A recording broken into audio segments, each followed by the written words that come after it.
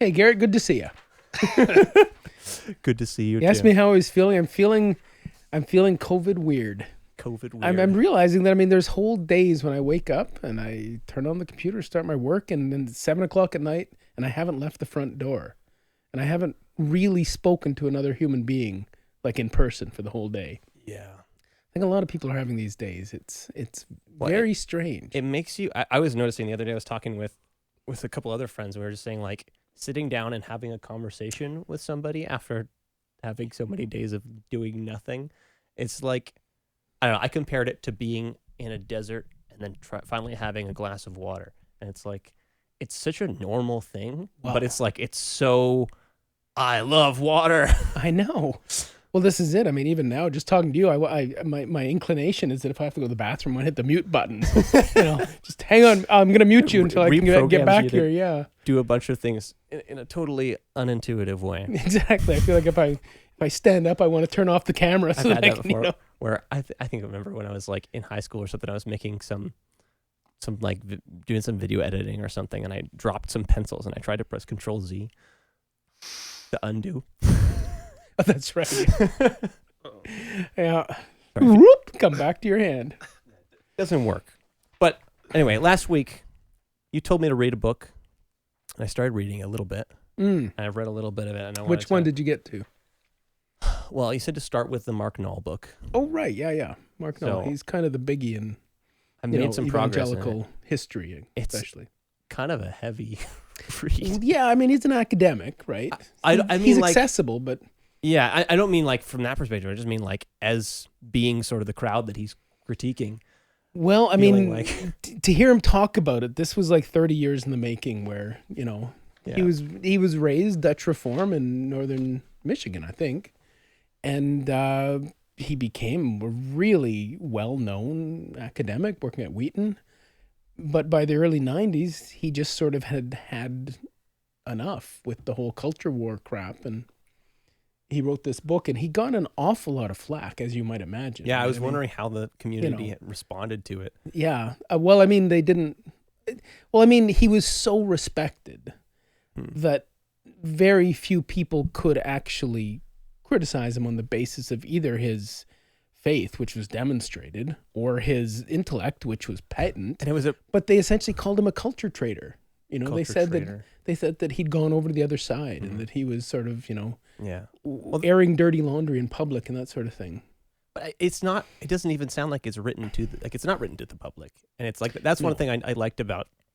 Even you mentioned this when you recommended it. That it's like it's written from the inside to the inside. Like it's not. Yeah. It's not just somebody pointing fingers and saying, "Hey, you guys suck." Well, he's basically saying to evangelical thought leaders, "You guys should know better." Right. And we can't expect everybody out there to have to be an academic, but the people who are pretending to think for this community, you guys should do better. Right. Because there's just a lot of sloppy thinking. Well, I went for a walk the other day, and I was listening to this book on audiobook, and I had I don't know, I wanted to call it a vision because I'm trying to redeem a little bit of evangelical language a little bit, because I don't know. I guess what I mean by that is just like whenever you have a picture show up in your head that kind of just makes sense of all. Do you want to just say the name of the book we're talking about? Yeah. It's called The Scandal of the Evangelical Mind. By Mark Noll. Noll, yeah. And basically he says that evangelicals have not used their brains for the last 200 years. Well, that's probably overstating it. I think he basically literally says 200 years. Yeah, and he says evangelicals don't think. There's a tendency to magical thinking in the culture. Yeah, sure. All right, yes. But, as I was reading that and feeling that sense of like, because it did resonate with me. I was like, I don't really feel like evangelicalism is attempting to take academia seriously. And I don't know how qualified I am even to make that statement, but it seems like he's qualified, and his story is making sense to me. And it was making me think about some other issues too. I kind of had just this picture. So let me tell you my vision, okay?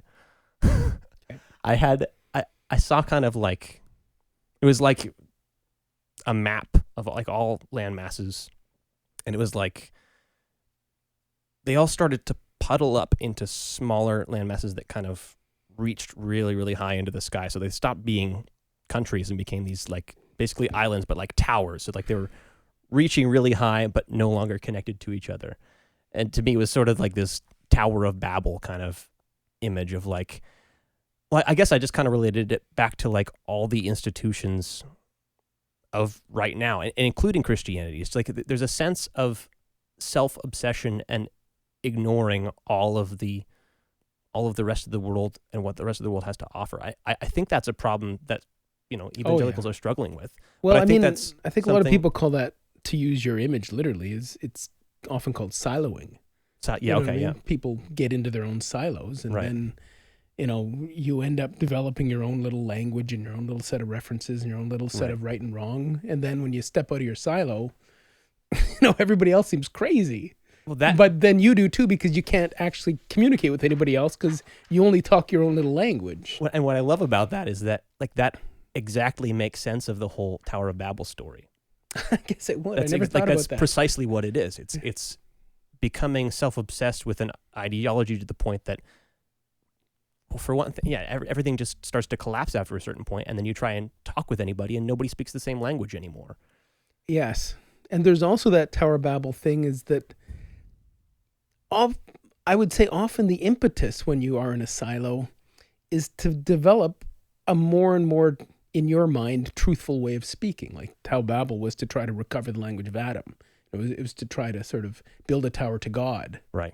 You know, and you know, and God destroyed the unity of language to prevent that. But you get a sense with these silos that people inside the silo feel like they're achieving more and more purified forms of truth. Right. And then when they step out, everybody else just seems crazier. And everybody from the outside too, like anybody who's sort of a more integrated thinker who's kind of following a little bit of what's going on within that silo, and a few others can like immediately call the bullshit of like, that doesn't make sense. You're so self-obsessed and you're so stuck in your own little bubble that none of this is making any sense. Yeah, I mean, it's the problem of jargon, which is as soon as you get a group which is really comfortable speaking with each other, their conversations start to get into shorthand. Right. And they start using shorthand with each other. So you get these little magic words that mean another magic word. But to anybody else, you know, it becomes tautological.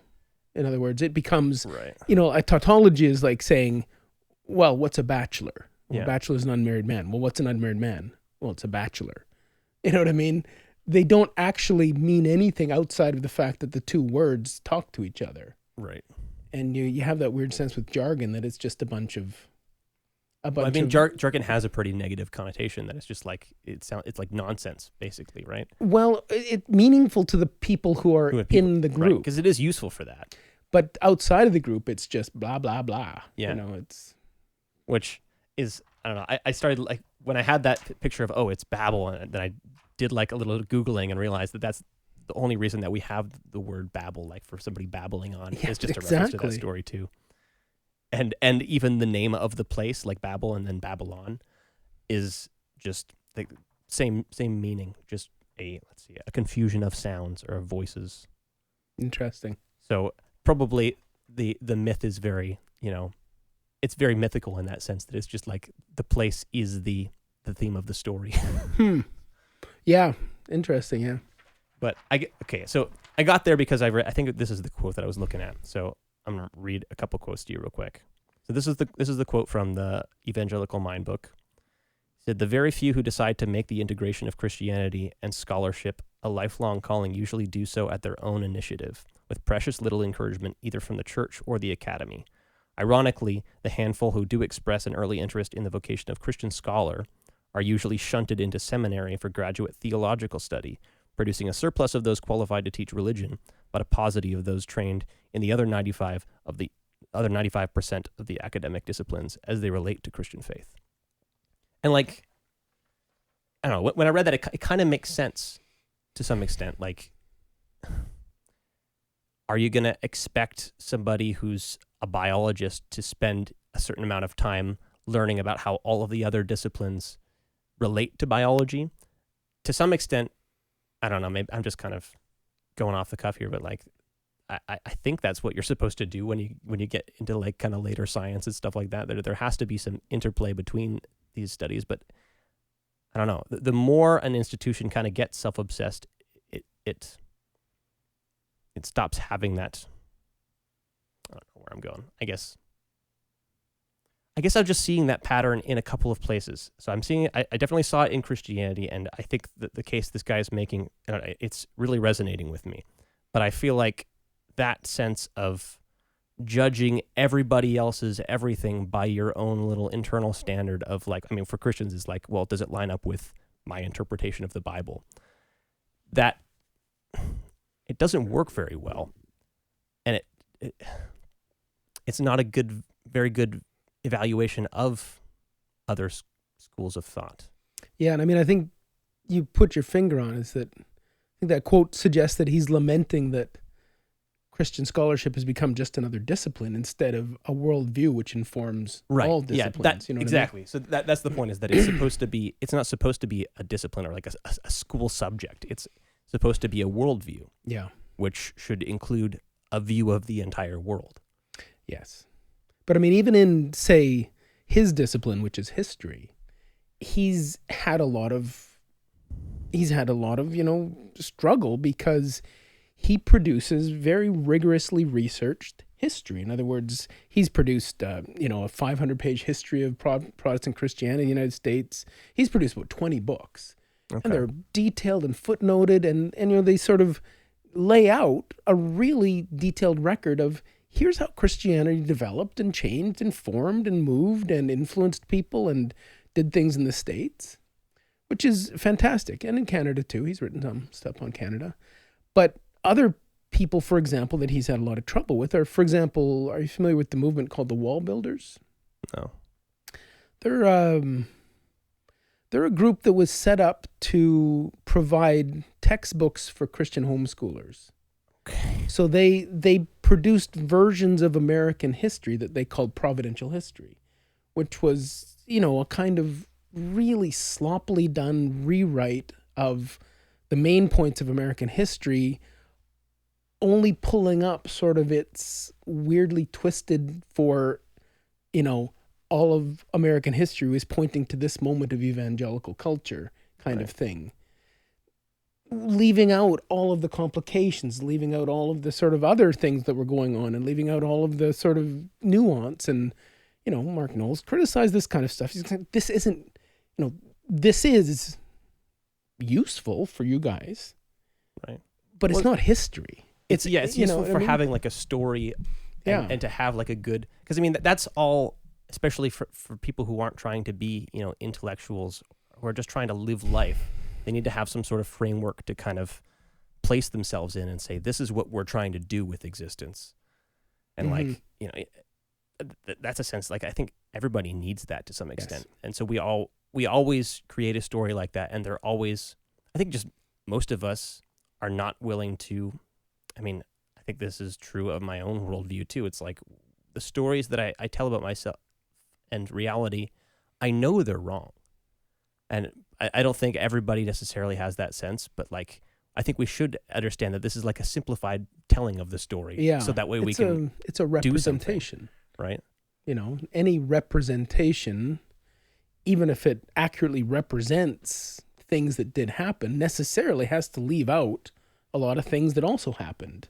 And your choice of what to leave in and what to leave out, even though you're telling the truth, your representation is going to reflect your filter. Right. And you can't get away from that. You can't get the whole truth in a story, because at any given time, there's a million things happening. And a story has to draw a plot line through one stream through them. Right. So you can be true even while you're not telling the whole truth, but you can also be false even while you're telling the truth, just by drawing the line through different things. Was this where, so Evan was taking with your class last semester, we started having a bunch of conversations about this, about like the idea of how to read literature. Right. Which it seems like this is kind of where you're headed, is like the idea that, whenever you're reading a story, you're reading more about, that person's lens that they're viewing the world through than you're learning about the actual history.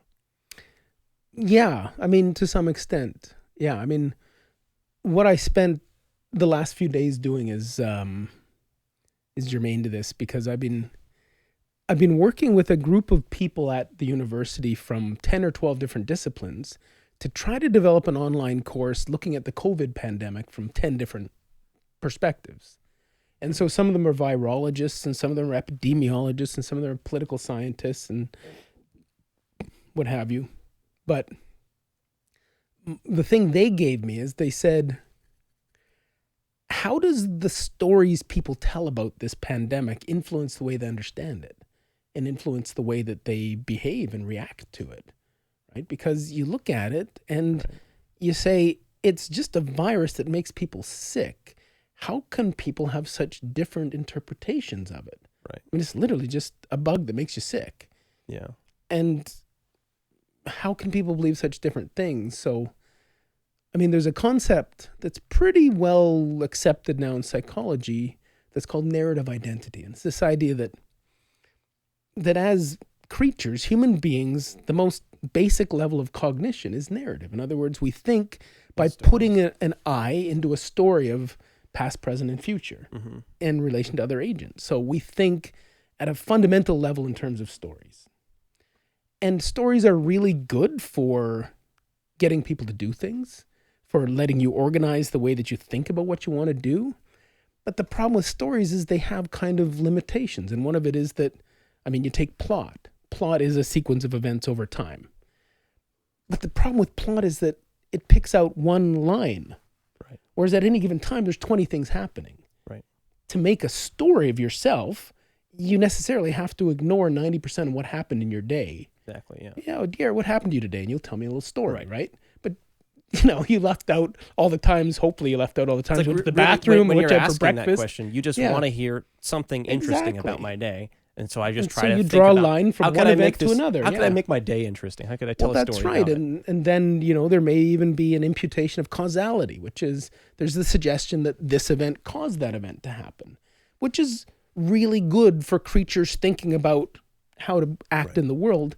But often causality in the real world's a lot more complicated. Like, so the opposite though, or like the other side end of the spectrum for how to communicate anything is like maybe we want to call it data. Yeah, like a scientific table or something. But that similarly has just the same problem, but just sort of inverted. Well, yeah, I mean, when I see a table, I get crossed eyes. I want to run away. Well, I don't know what all these numbers mean. But somebody tell me a story to make sense of it. A table. Well, yes, you have to use a story to make sense of it. But a table is going to be focused on another selected set of variables that are supposedly, should be the things that we're concerned with. And with a scientific table, you can drill down and say, okay, what were your algorithms? What were your instruments? What was your data set?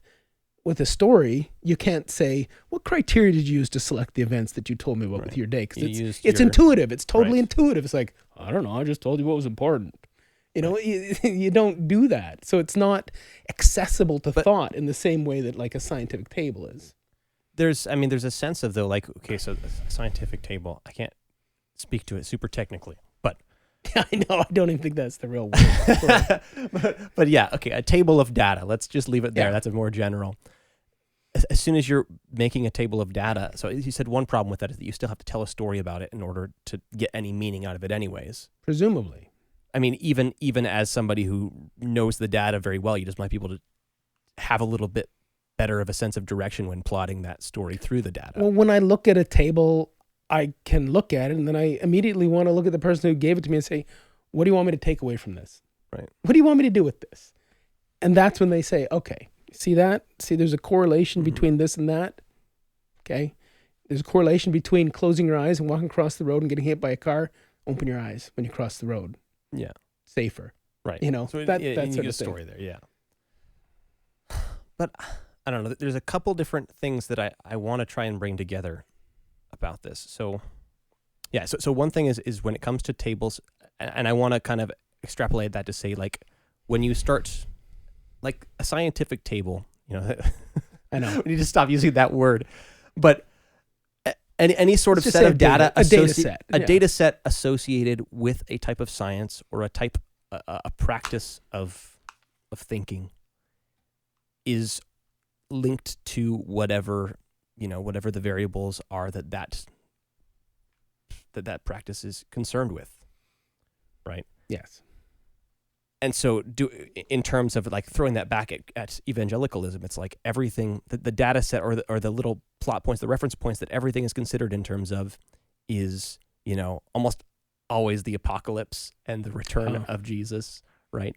Or like there's this, everything gets viewed through this one metric, and it gives us a really faulty view of the world and leads people to do some kind of nutty things. Like, I mean, you sent me that article too about some of the people who were part of the insurrection in the States recently. January 6th thing here. Right.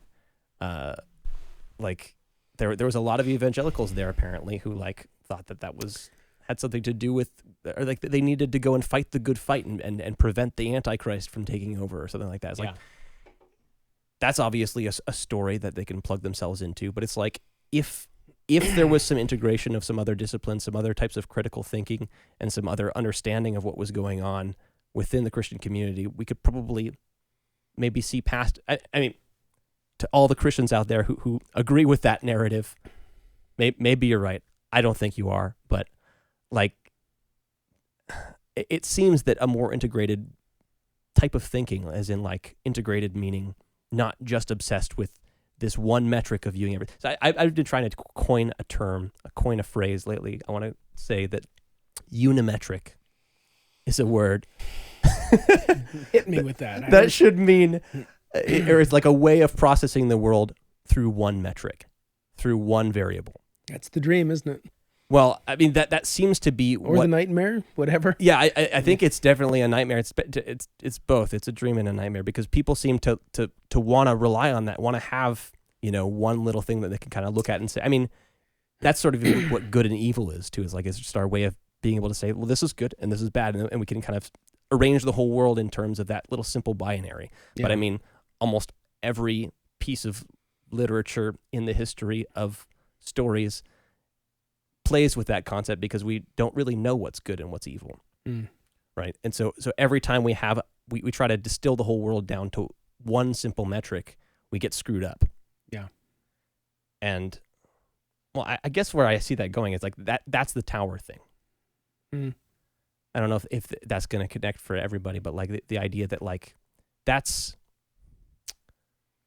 like that's stacking everything on one rule. On sure. one worldview, one little metric for viewing everything through. And it's like, that's a disconnected and unstable world. It's one that's going to fall down and lead to a place of babbling and of jargon. Well, or else it's a world that is incredibly narrow and intolerant. I mean, right. Because once you get, I mean, this is why in almost all of American history, most Christians have not wanted a theocracy, because they don't really trust that a bunch of people, if given all this power, and then also believing that they're blessed by the Lord to govern, aren't going to make a state that's simply in the name of the Lord, but actually in the reflection of their own desires and hang-ups. And, because the fact is that you can find almost anything in Scripture to justify just about anything you want to do. Right. Yeah. And if you give people an awful lot of power to speak in the Lord's name, to interpret Scripture, they can make a very pure society, but there's going to be an awful lot of things left out, right? I mean, half of dystopian science fiction is the idea of a very good person or good people taking power and then taking their good ideas to a kind of totalitarian extent. Right. At which point it becomes a nightmare for most people who aren't in the club, Have you read, I think you told me that you haven't spent a lot of time with the Russian guys, but I started trying to read through the Brothers Karamazov past year. Yes, no, I've never got through it. Okay. Well, you don't need to get through it to get to, there's a really good part that I would recommend reading. It's like kind of Is it near the beginning? No, it's right in the middle. You have to go flip through and find it. Oh, man. But it's kind of a standalone story, though. It's like there's like it's almost like it seems disconnected from the rest of the story. It's like it's just briefly we go in here and one of the characters tells the other character a story, but the cool thing about the story though is it kind of that's the little microcosm of the whole story that you could kind of use to it's the rubric to unpack the whole story and figure out what it means. I think, anyways, that's the impression I'm getting from what I was picking up from that story. But that let me tell you that story, anyways. So, well, in the book, anyways, it's about a family. There's this guy Fyodor, and he has three sons that like are known to be sons, and he has one extra kind of black sheep son that nobody's really sure if he's his son or not. Anyways, the three main characters. Well, no, there's two important main characters. Anyways, there's Alyosha, and he's the good one, right? He's the good one. Yes, gotcha. And then there's Ivan, who's maybe the bad one, right? I mean, it's kind of plays with that concept a little bit because, yeah, the simplest definition of those characters is that Alyosha is the good one and Ivan is the bad one. But Ivan tells Alyosha this story and it really, really messes him up. And it's the story this story covers what the whole book is about. So he tells him about this, like, and kind of sets it back during the, the Crusades. And he says Jesus comes back early to kind of check on his saints. And this isn't his, like, second coming. This is just a little coming 1.5 to come and see everybody and hang out and just encourage everybody. Checkup. Yeah, just a little checkup. And Alyosha's already frustrated at this point. He's like, Jesus didn't come back. He's like, okay, well, who knows whether or not this character is really do the Jesus. what if, yeah. Yeah. So he gets in and he's kind of walking around and crowds are gathering behind him. And eventually somebody high up in the Catholic Church gets wind of this and they're actually kind of frustrated because it's like, who's this guy who's sort of pretending to be Jesus and walking around and gathering up crowds? He's going to make a big ruckus. So there's this guy, the Grand Inquisitor. He is the super old, I don't know what his position in the Catholic Church is, but we'll say he's a bishop or something, I don't know. But he locks the guy up in a prison cell and he goes to meet with him. And he has this whole conversation with him, basically accusing him. Like, this guy actually thinks that this character is Jesus. Oh, okay. And he's frustrated with him. He's like, you can't come back. You left this in charge of us. And he's like, he goes through the whole, like, last three temptations, in the desert that Jesus has before the Passion story or during that. And he kind of calls him out on some things that he's, like, frustrated at Jesus for doing. I don't remember how every single one of the temptations is interpreted, but at least one of the main ones was like, Jesus didn't make bread when Satan asks him to make bread. He says, like, to turn these rocks into bread. And this bishop or whatever, this inquisitor, he's like, the meaning he sees in that is that Jesus was not giving man an easy way out to, like, look to somebody who would provide bread for them. He wants man to go. If Jesus just, like, produces bread willy-nilly, then everybody doesn't have to kind of work for their own bread and struggle with reality and try to get what they need. And he kind of expands that into the other. It's interesting. I wish I could remember a little bit better, but he basically just is frustrated at Jesus for giving humanity too much freedom. Yeah. He's saying, this is not going to work. People can't be trusted with this much freedom. And so we in the Catholic Church have decided to stop, putting this responsibility on everybody to figure out what's right and wrong. And we're just going to tell them what's right and wrong. And we're going to forgive some of their sins and not make them worry about that. We're going to let them do this and we're going to let them do that. We're going to let things be simple for them because the complicated gauntlet that you've laid down and handed to us is way, way too much for us. And it's funny. So the end of the story said the Jesus character never speaks. So we don't even know if it really is Jesus. Mm-hmm. But at the end of this long accusation that he's frustrated at Jesus for, he just looks at him and he kisses him. Jesus kisses the Inquisitor. Jesus kisses the Inquisitor, yeah. And this, like, so that's the end of the story. And the Alyosha character, who's the good, like, righteous church boy, he's really upset and frustrated by this story because he wants there to be Rules a clapback. Structure, yeah. Well, yeah, exactly. So you see where it's going. It's like he feels the call out that this story is doing to him, and basically he's saying, "Hey, you're naive. You're just kind of trusting in this whole structure, but you're not really wrestling with the problems of reality." In some sense, it's the same, it's the same speech that Mark Noll is giving the church. He's saying, "You guys are not taking up the burden of struggling with reality and struggling with the, how do we actually unpack the world?"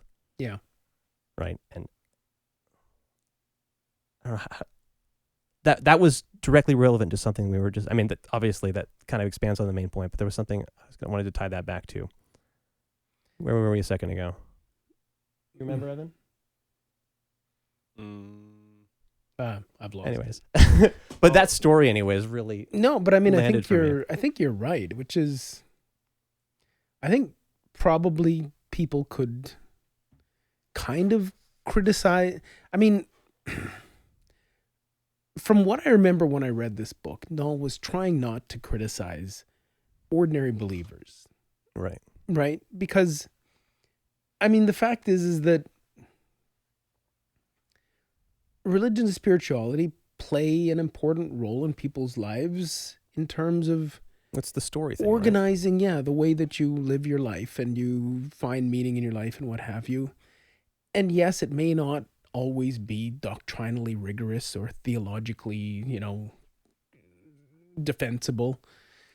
But, in every religious tradition, there is a populist spirituality, right? Which, is going to have a little bit of magical thinking in there, but where you have a vertically integrated church, like the Catholic Church, you got your eggheads up here, and then you got your priests in the middle sort of repeating what the eggheads say, and then you have your little old ladies giving the evil eye to their neighbors down here, and somehow they all hang together because there's a bunch of different modes. The problem with the evangelical tradition is it tends to be that populist mode broke away from those other forms. So, the more traditional denominations of Protestantism, like Anglicanism, what have you, they tend to retain that multi-layered thing where there's a populist charismatic form of it, and then there's a kind of middle class, middle brow,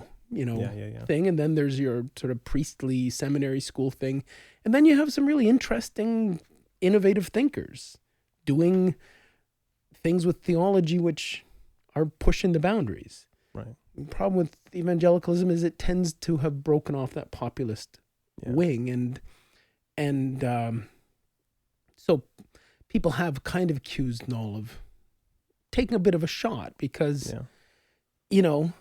populism never really pretends to be intellectually rigorous. It's not really its thing. But I think his point is that if you're going to pretend that you have all the answers, that's a kind of hubris itself. Yeah. Well, that's what I'm in a more integrated church, you tend to have people higher up who are keeping the worst of the populist impulses reined in. But do you think that the people sort of at the bottom need to be? We shouldn't say it at the bottom. At the bottom of that hierarchy, anyways. Yes, the hierarchy of intellectual thinking. It's like there's plenty of other games they're playing too. I would say that people at the exuberant edge. Let's just say that, because the fact is that most religious traditions get all of their life and energy and joy and passion and what have you from the people who are living on the exuberant edge, even if they're not always 100% doctrinally correct or theologically. When I say the bottom, I don't mean that they're the bottom in every regard. It's it was my metaphor. I shouldn't have put it that way. Well, no, I'm saying I want to argue that that's okay, that the bottom is okay, because there's not just one game that everybody's playing. Yeah. Right? So that they're at the bottom of that hierarchy. There's other things that they're doing, though, that they are, they're either in the middle or they're at the top or whatever. There's anyways, I don't think that we should be totally against that sort of terminology. I think it's like if you're speaking about a particular, I want to call it a game that people are playing. If you're speaking about the game of theological intellect or whatever, there are people who are really into that, and there's people who are at the edge of it, right? I guess you can, sure, the edge. Well, and then there's always the argument about what's more important, right? I mean, is it more important to have right thinking, orthodox people all the time, or is it more important to have people who are going to bring joy and passion and create cultural forms like music and what have you, and then later on, 20 years later, that'll get codified into an orthodoxy, right? But so there's a sense of like the more I feel like I get this story from everybody who starts like studying something, that there's like the more they learn, the more they realize they don't know anything. Like the humility comes along with the expertise. I think so. Or at least it should. I mean, sometimes you get totally the opposite result.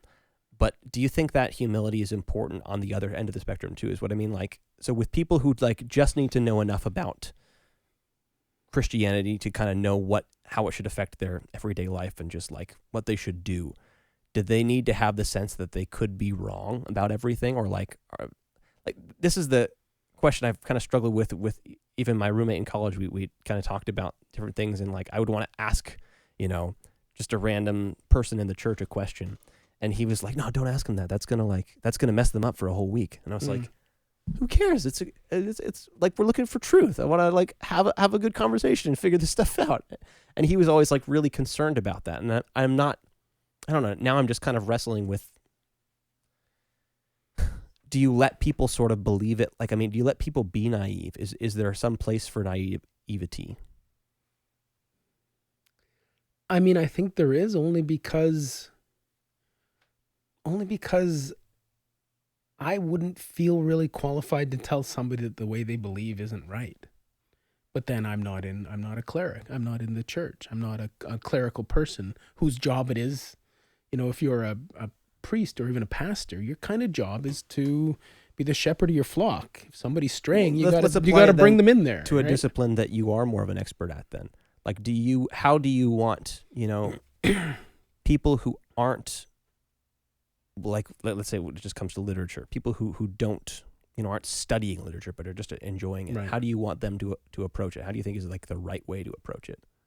Well, I mean, the funny thing is that when I'm acting as a scholar, I very rarely speak in my own voice. Right. You know what I mean? It's like, there's this school of thought backed by this evidence. There's that school of thought backed by this evidence. And then if I do this critique over here and that critique, I can come to these kind of thinking, but the drawbacks of that would be this. You know what I mean? As a scholar, you talk in that very provisional way. But as a teacher, you kind of bury that, and what ultimately you want to give your students is a sense of joy, right? Is a sense of wow, a sense of this stuff is incredible. You want to inspire, but yes, that's not a particularly scholarly perspective. But I mean, when I'm in class, I try not to sort of profess, to try to stand up there and act real smart and the sage on the stage sort of thing.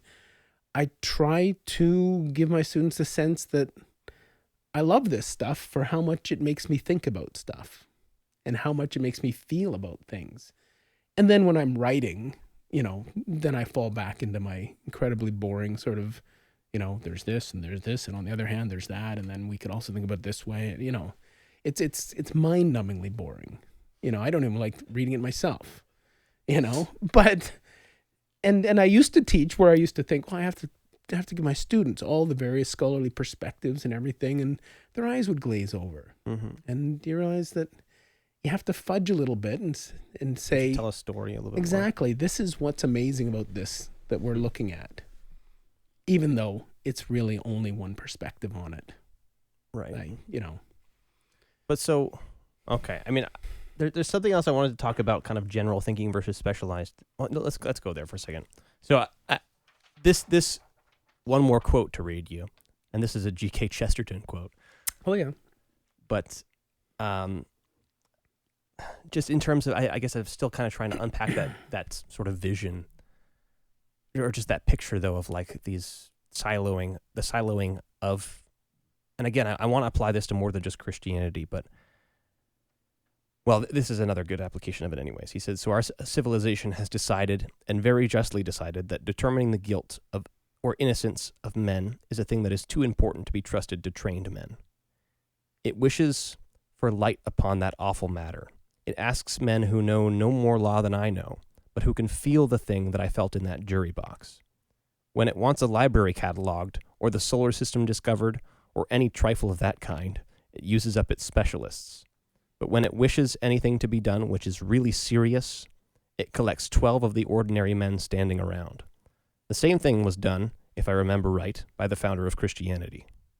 Kind of a fun little quip at the end, but yeah, no, I like Chesterton. I mean, I disagree with a lot of what he says, but he's great at putting his finger on the exact point, right? Yeah, I mean that just summed up. I mean, I don't know. It just really put some good words to that idea to me, or just like the idea that when we get sort of too professionalized, too jargony, we can't see the whole picture. Yeah. It's like you need to have that simple story that kind of sees all the different communities and pulls them all together into something integrated. Well, I mean, and he always had a great faith in the common sense of common people.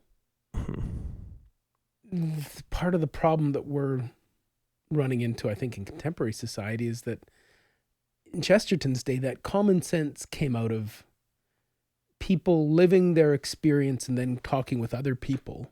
Right. And then coming to a sense of what we as a community mean. But we don't do that now. Well, now we have algorithms. Now that we have us. These voluntary communities that are made up only of people who think like us, we've lost the common. Right. Now so we only have different I think that's of sense, why that picture was so scary to me. It's just that it's like it isn't just that some people are doing this. Everyone is becoming part of a different silo. Yeah. And these towers are ready to crumble. Well, and I mean, social media is engineered to produce that effect. It's literally being built to create these little, fragmented communities. Yeah. Because that's how they monetize their structure. But in terms of, the idea of democracy based on the idea that a person of common sense can sit down with another person of common sense, and no matter what they disagree on, they can talk it out and come to consensus. That's the great Jeffersonian ideal of democracy. Thomas Jefferson? Yeah. His idea is that the idea of being a yeoman farmer, a small landowner, work in the land, can meet together, talk about anything with anybody, and no matter what they believe separately, they'll come to a consensus because they have this common sense of working the land, work with my hand, needing to balance the books at the end of the day, needing to feed my family. Yeah.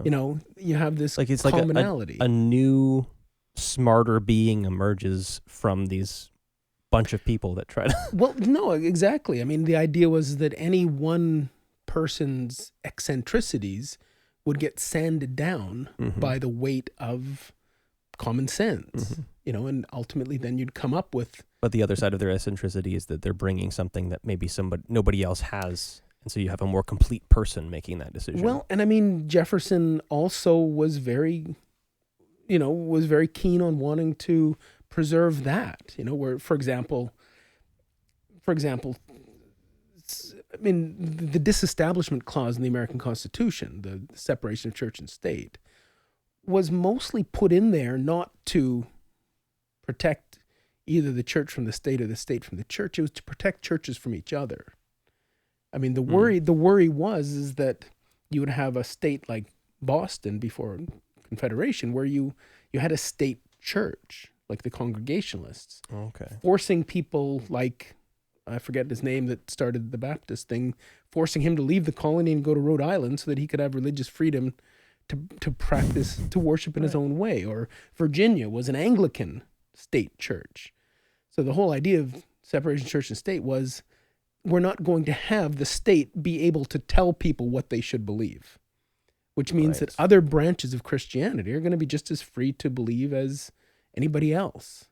Right. And Thomas Jefferson's famous dictum was, somebody came to him and said, my neighbor believes crazy crap. Insane stuff. He's nuts. And Thomas Jefferson basically said, and then the guy said, am I free to like, to call the authorities and like, rein him in? Thomas Jefferson said, if it doesn't pick your pocket or break your leg, it's not your business.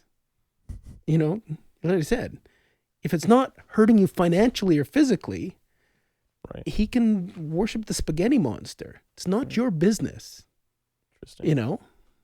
And, there were other American founders who had much less liberal ideas about religious freedom than Thomas Jefferson, but that was the basic idea, which is that America is going to be this place where nobody's going to tell anybody else what to believe as long as they're not hurting you financially or physically, as long as they're not causing harm.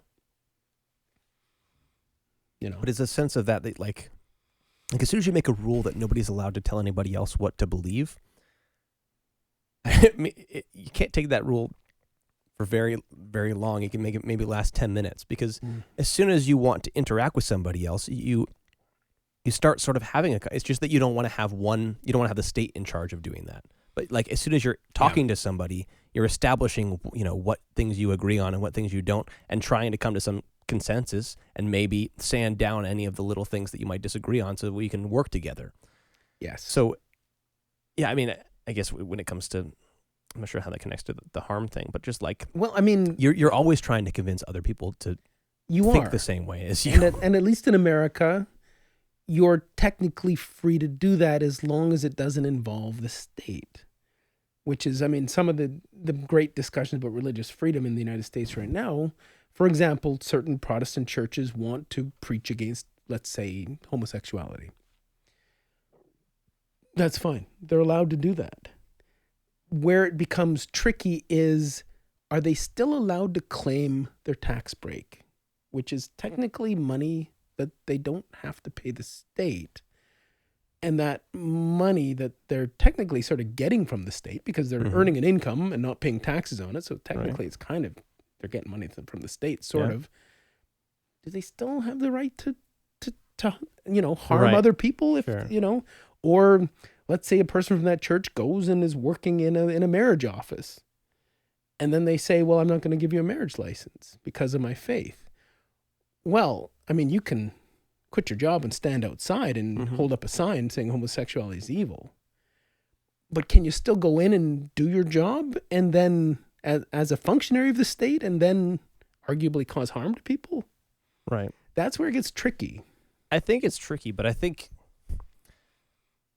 we just need to kind of expand a little bit on what we mean by harm, because that's sort of the line. It's like, it's physical harm, because obviously not performing somebody's wedding because you don't, if you're a certain kind of conservative Christian and you think that homosexuality, I don't think it's performing a wedding, it's issuing the license. Okay, so there's one. I've heard so many different versions of this conversation because it obviously hit my circles pretty hard. These conversations, and like, okay, so I don't think anybody in the States ever said that every church has to marry everybody who claims that they want to get married. Well, I don't think anybody ever said that. It's a question of whether or not the state has to issue, support for this, even if the person working for the state doesn't believe it. But as soon as the state, though, is making calls about, and to some extent they have to, but as soon as they're making calls about what is harming people, right? That's what every community is sort of trying to do. Every community has a slightly different story about what the things are that are evil and what things are that are good. And if you're creating things that are evil by that community's standards of that story, then you're harming other people, right? So you can see physical harm, and that's like we can maybe have a little line that we draw there and say, well, we're not allowed to do things that cause physical harm or take other people's money. But I guess you're just talking about there with the state's money, but that's like, I don't know if that line really works either, because anytime anybody has any sort of benefit from the state, or the state gives anybody any money, that's taking part in a certain community's story about the world, which, for some intents and purposes, we could call a religion. Yeah. Right? For a really broad definition of that word, I want to just say a religion is a community story about the world. It's Sure. whenever a community can enter into a story about the world together, and that story obviously presumes a sense of, or a moral ethic, a moral hierarchy of this is good and this is evil. Yeah. Right. And so there's nobody who's non-religious. No. And so you can't But technically, the state, as far as possible, should simply try to be as equitable in its administration of its services to everybody, in the sense that we have this idea that if everybody is a person, then everybody should presume to be treated equally. And if the state's going to give me a marriage license and you a marriage license, why can't it give that person a marriage license? That's the thing, And I agree. I mean, it's a moving target. There's 50 years ago, it was very difficult to get a divorce. Mm-hmm. In fact, one of the main sort of rallying cries that brought evangelicals out of the political wilderness, where they'd very much been sort of an apolitical group before then. They weren't a particularly politicized group. Was the liberalization of the marriage laws, right, and then the sort of free divorce thing that was going on in the States, and I mean that was something like that. But I think that I see the argument just going to like who should be allowed to be tax exempt. What do you know when the whole idea of exempting certain institutions from tax, is that an American thing? Is that how long has that been part of the way we do things? I'm not sure, but I think in the States it used to be mostly because a lot of social services were delivered through the churches, so therefore, right. You know what I mean? But so now most social services are delivered through the government. I maybe not most. Yeah. I don't know, but there's a large percentage, anyways. But there's no separation between the government's church and state, because the government still has to make calls about what they think is good in the world. That's true, but I mean, a government every couple of years has to be accountable to the people. But I mean, okay, I guess that just gets into this sort of, right. I mean, that's the thing. I don't know if I obviously can't speak for everybody. I'm getting a sense in my own community, and also just certain people I'm paying attention to, that sense of an election happening every couple of years and making the government responsible to the people isn't really happening. Yeah. Well, I mean, especially for Protestant Christianity, I think it's been a really hard transition from being a majority religious framework to a minority religious framework. Because when you're a majority religious framework, you say, okay, fine, democracy is great. Because most of the time, democracy does what we want it to. Whereas when you move into a minority religious framework, most of the time, democracy isn't going to totally align with what you want. Yeah, see, again, I'm not really talking about Christians specifically feeling this. I mean, I feel like there's a pretty thick disconnect between the institutions that are pumping out possible candidates that can be voted in and the layperson. Yeah. And I mean, that's obviously a much bigger and more difficult topic, but that's, again, that sort of siloing thing. It's yeah. And one guy I really like to follow, Eric Weinstein, has this little, he comes up with a lot of great little catchphrases, but he likes to call that the gated institutional narrative. Yeah. The G.I.N. Yeah. So it's just this idea of there is no, any community that's sufficiently self-obsessed doesn't listen to any of the other communities. And you see that with the scientific community. There's a great story he has about a time his brother, made a really important and dangerous discovery for partially the way a certain kind of science was being done, certain kinds of tests about toxicity and things that we would be using, products we would be using and things we'd be putting in our bodies. He made a really important discovery about that and basically tried to be taken seriously, and the community just sweeps him under the rug. Yeah. And that, I could sort of see the reason why you'd want to do that. That's it's embarrassing to have to admit your mistakes.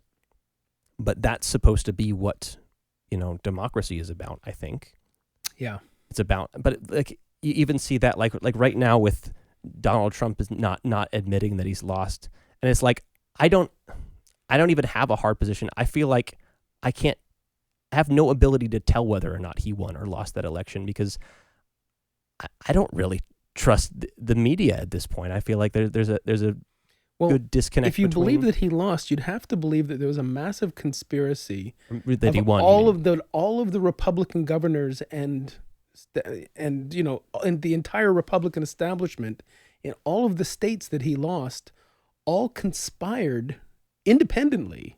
You mean the Republicans conspired to throw him, you mean? Well, no, I mean, Georgia was a Republican-administered state. I believe Wisconsin is too. Like the Republican Party ran the election in those states.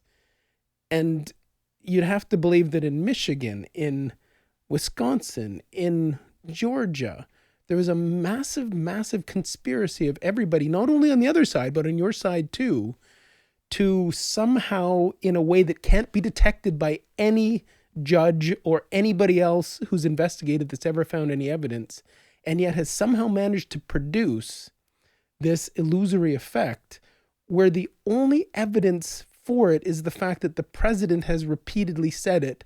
And this is a guy who has lied 37,000 times on record. That's the number in his thing. So, I mean, it's like, really? I can see a number getting that high. Conspiratorialism is astounding. Like, I'm no fan of Donald Trump, but there's something that made me sad about seeing him lose. And I guess it was, I don't know, I think this frustration, though, about feeling a disconnect between institutions and ability to, like, integrate anybody else's thinking, I think that was part of what I liked, at least about something that Donald Trump represented anyways. It was like... That he didn't listen to anybody else except himself? Well, there was that, but he was also calling out all these institutions for doing that too. It was like, I saw this kind of potential breaking through. Yeah, but you have to look at it this way. When you have one person saying, I'm right and everybody else is always wrong, and they're always wrong because they don't admit that I'm right, then sometimes you have to sort of say, wait a minute. If the one person is that's the thing is, I'm I don't always think right and everybody else is always wrong, sometimes that means I don't. Yeah, if you want to get it, it should disappear in a minute. I don't think that he was right about the things he was claiming. Right. Like, I don't think that he was a particularly, like, intellectually stable person, but I think probably part of the reason that he gained some traction is that, like, there's like a metric they have for, like, telling how satisfied people are with their candidates, like their popularity, I guess. Yeah, or something like that. From what I could gather, and maybe you can look up these numbers, I think they've been pretty low for just about. I mean, like, when it came to people voting for Donald Trump or for Hillary Clinton, it was like both sides. Oh, they were both highly their nose. disliked candidates. Yeah, right. It's like, how did that happen? How do we get candidates where nobody likes them? That doesn't make any sense. If I mean, partly we've come into an era of negative partisanship, which means that people tend to be motivated more by dislike of the people that they feel aren't on their side than they are motivated by positive like of the people they feel are on their side. You know what I mean? In 1987, Ronald Reagan struck down what was called, I believe it was called the Fair Time Law. Before 1987, if you were a TV or radio show, if you were discussing a controversial issue, you needed to give both sides airtime. You needed to give both sides perspective. It was seen as... It was like just a rule of... It was a rule, and you could say, you'd have inspectors saying, wait a minute, these guys are not giving a fair and balanced treatment of this thing. And then Reagan struck that down, and then almost immediately we had the rise of right-wing talk radio. Ronald Reagan struck that down. Is his government, yeah. Interesting. And then almost immediately we had the rise of right-wing talk radio, which was incendiary for entertainment purposes. And then in the early 90s, you had Fox News, which was essentially right-wing talk radio made into TV. Right.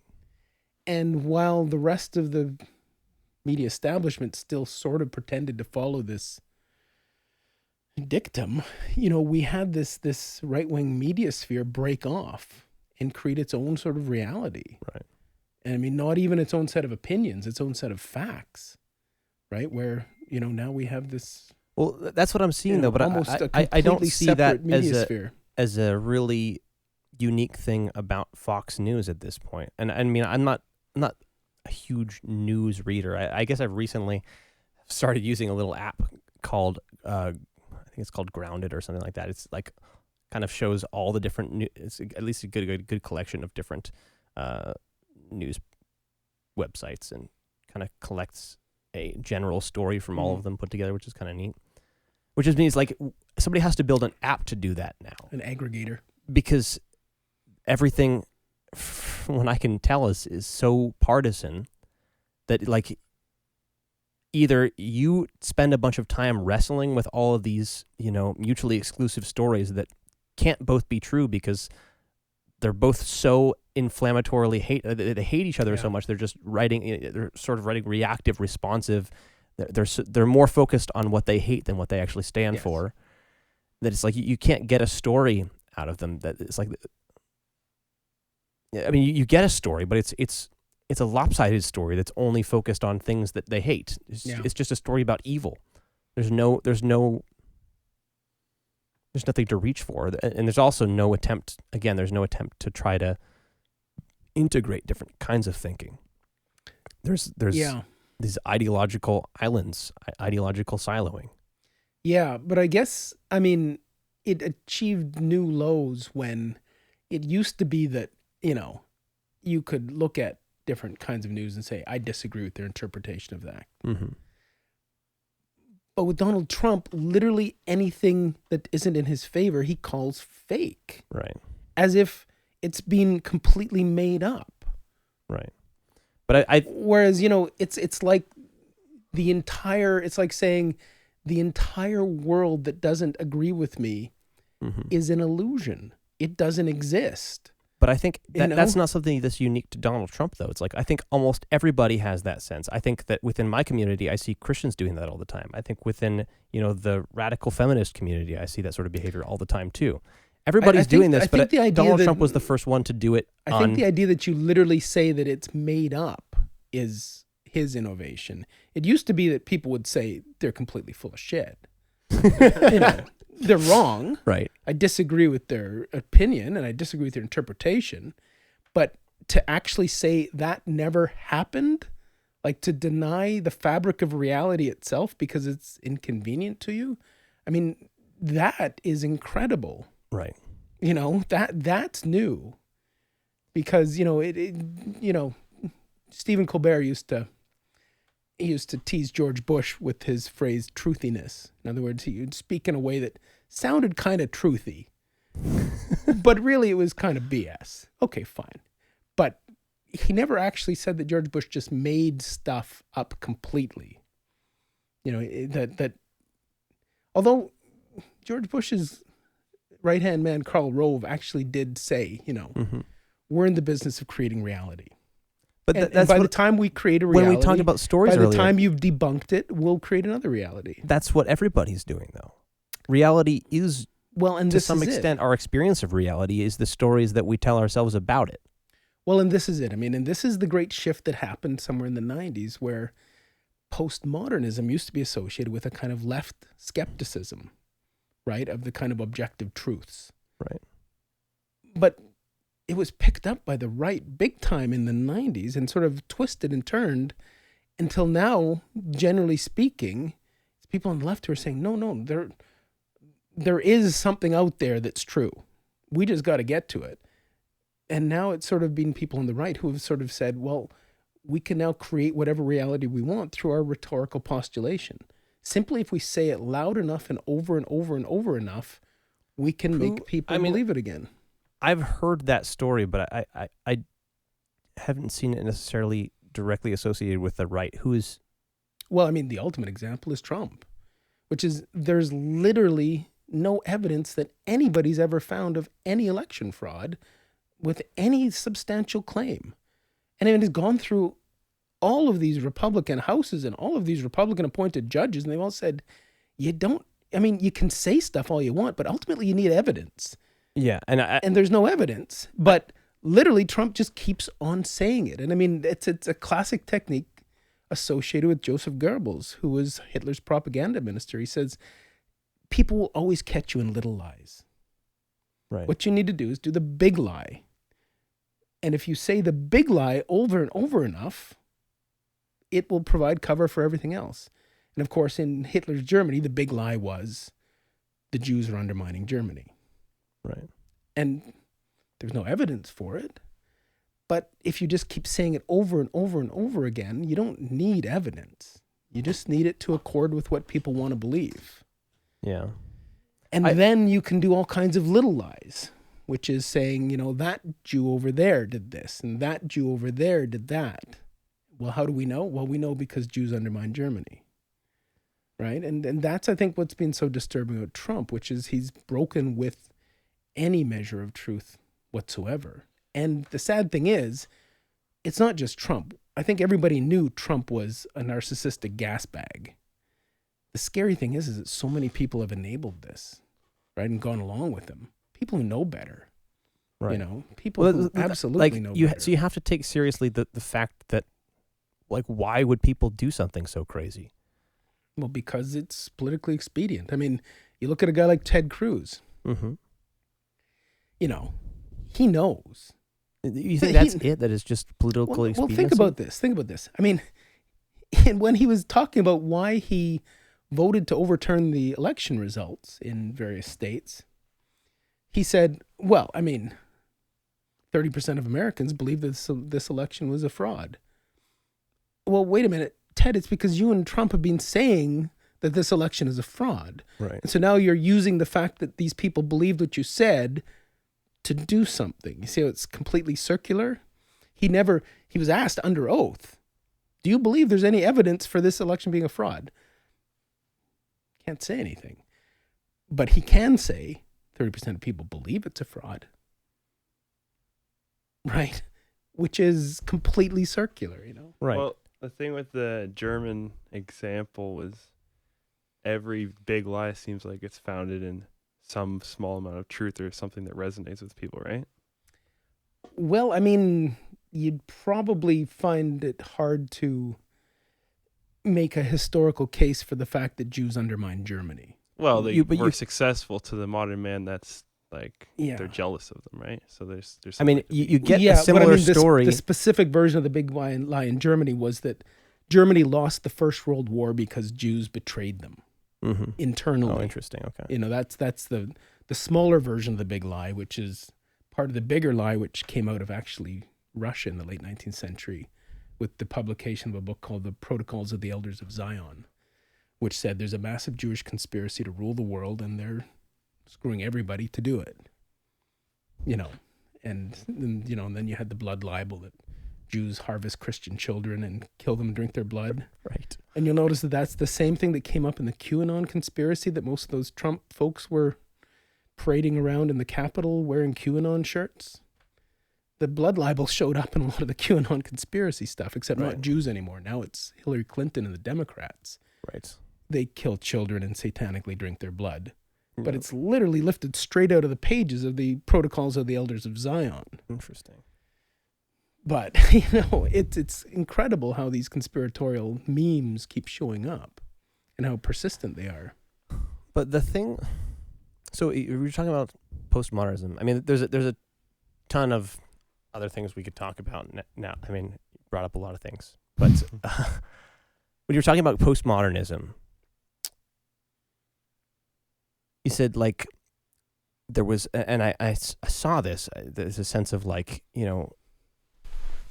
basically, well, I mean, actually, I haven't seen this in the Christian community. I wanted you to maybe back this up if you could point to some example of it, because you said that the evangelical community kind of took the postmodernist theory and wanted to use it to say, hey, anybody can tell a story about reality and they're all equal.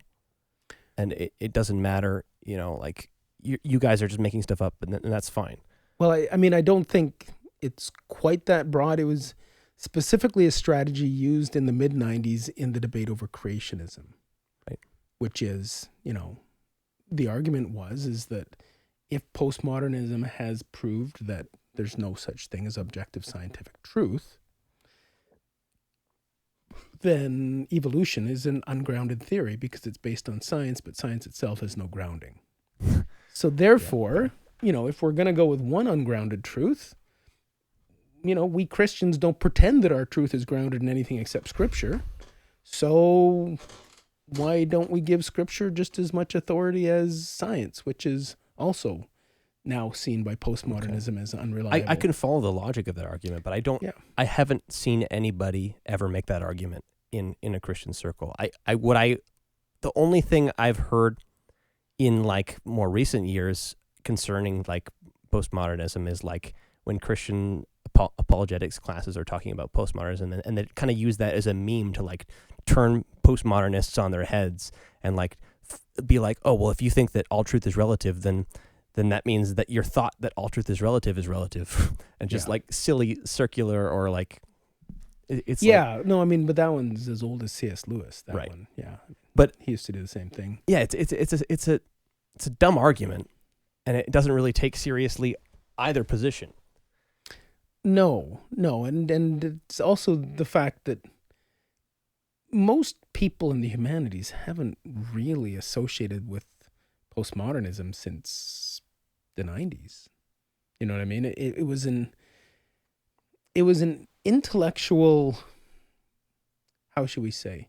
I had a professor once who studied the Victorian age, and he looked back at the 1890s period, the period that produced Oscar Wilde and various other things like that.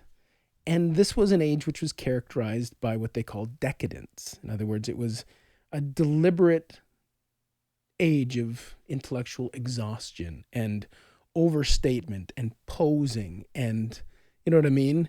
And it was sort of big for 10 or 15 years, but then it sort of got superseded by people who got their feet back on the ground and were doing something different. And he said, you're going to look back and you're going to see the 80s and 90s as our own kind of Gilded Age, our own kind of decadence, with postmodernism being all of these people posing as ironists and being more cynical than thou.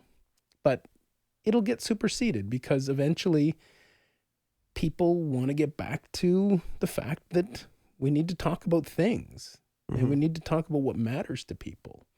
And, nobody can live in perpetual irony all the time.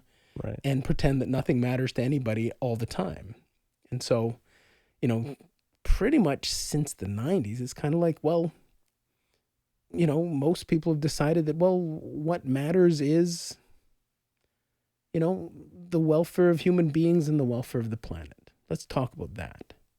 And so most of the discourse has been around how do we make society function better for all people, and how do we make human presence be less harmful to the planet. Right. So we've, in some sense, accepted religion again. Well, I mean, except it's not a theistic form. But I think you're right. I mean, people now believe in, an ideal, the idea that, a common ideal. That, here's the thing. When a conservative person says progress, they're usually talking about economic development. You know what I mean? As in this factory is real progress for our community. Right. When a person on the left says progress, what they're usually talking about is something that creates a more inclusive society by tearing down barriers that prevent somebody from full participation in it, whether it's race or gender, what have you, I don't know, ethnicity. Sure. But that's a fundamental, it's one word, but it means completely different things to different people. Right. You know what I mean? And that's part of the problem, which is we don't have a shared notion of progress because, to somebody on the right, a more inclusive society looks like the opposite of progress. It looks like, the world's going to hell in a handbasket. Mm-hmm. All these people who used to know their place don't know their place anymore. And that looks like chaos. Right. That doesn't look like progress. That looks like looks like decline. Do we take both of these positions seriously, though?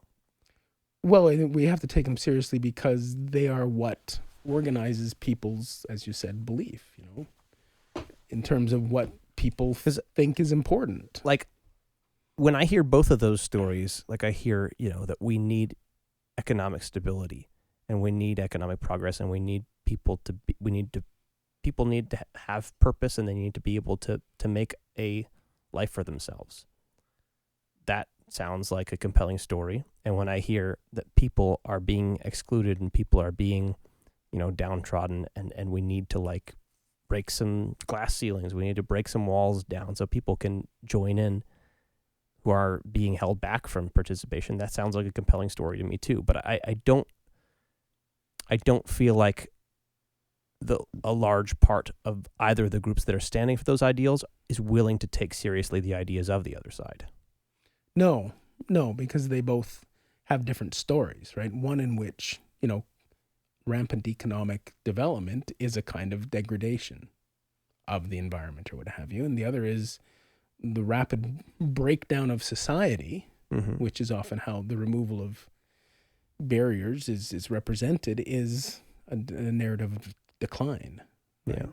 But the interesting thing for a Christian is how that switched from, because traditionally it was supposed to be Christians who were concerned about the welfare of people and the good of society, and practical Christianity in the last half of the 19th century said, doesn't matter what your denomination is, we can all agree that we need to help the poor.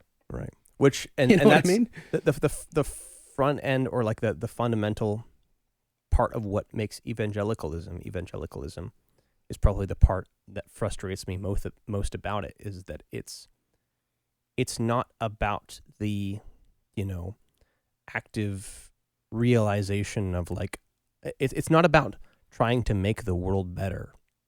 It's about the world is breaking down anyways. We give up on this. We just got to get everybody to go say the sinner's prayer. Yeah. And it's like that.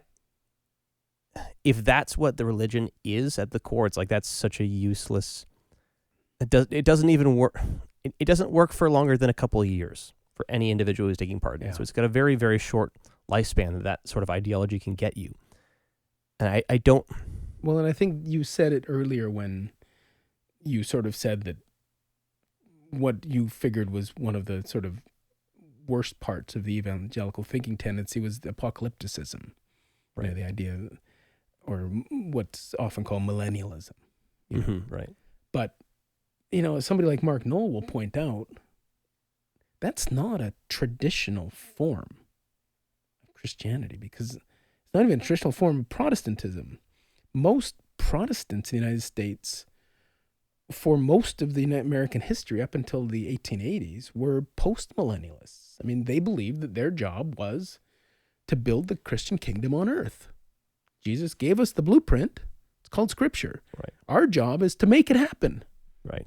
To make a good society. To take, and not just sometimes a bunch of romantic stuff about how heaven's going to be someday. It's like this is literally the blueprint for. We have to build the kind of world that Jesus wants to come back to. Right. Because that's what he told us to do. Right. It's not just spreading the word; it's building the kingdom. Right. But since the late 1800s, this brand of millennialism, usually called premillennial dispensationalism, which we know is kind of that rapture idea, has been really dominant. And George Marsden, for example, says, and Sutton, that's really what took over conservative evangelicalism, because most of the rest of the church stayed postmillennial. They stayed with the idea that we need to actually build a Christ-like society.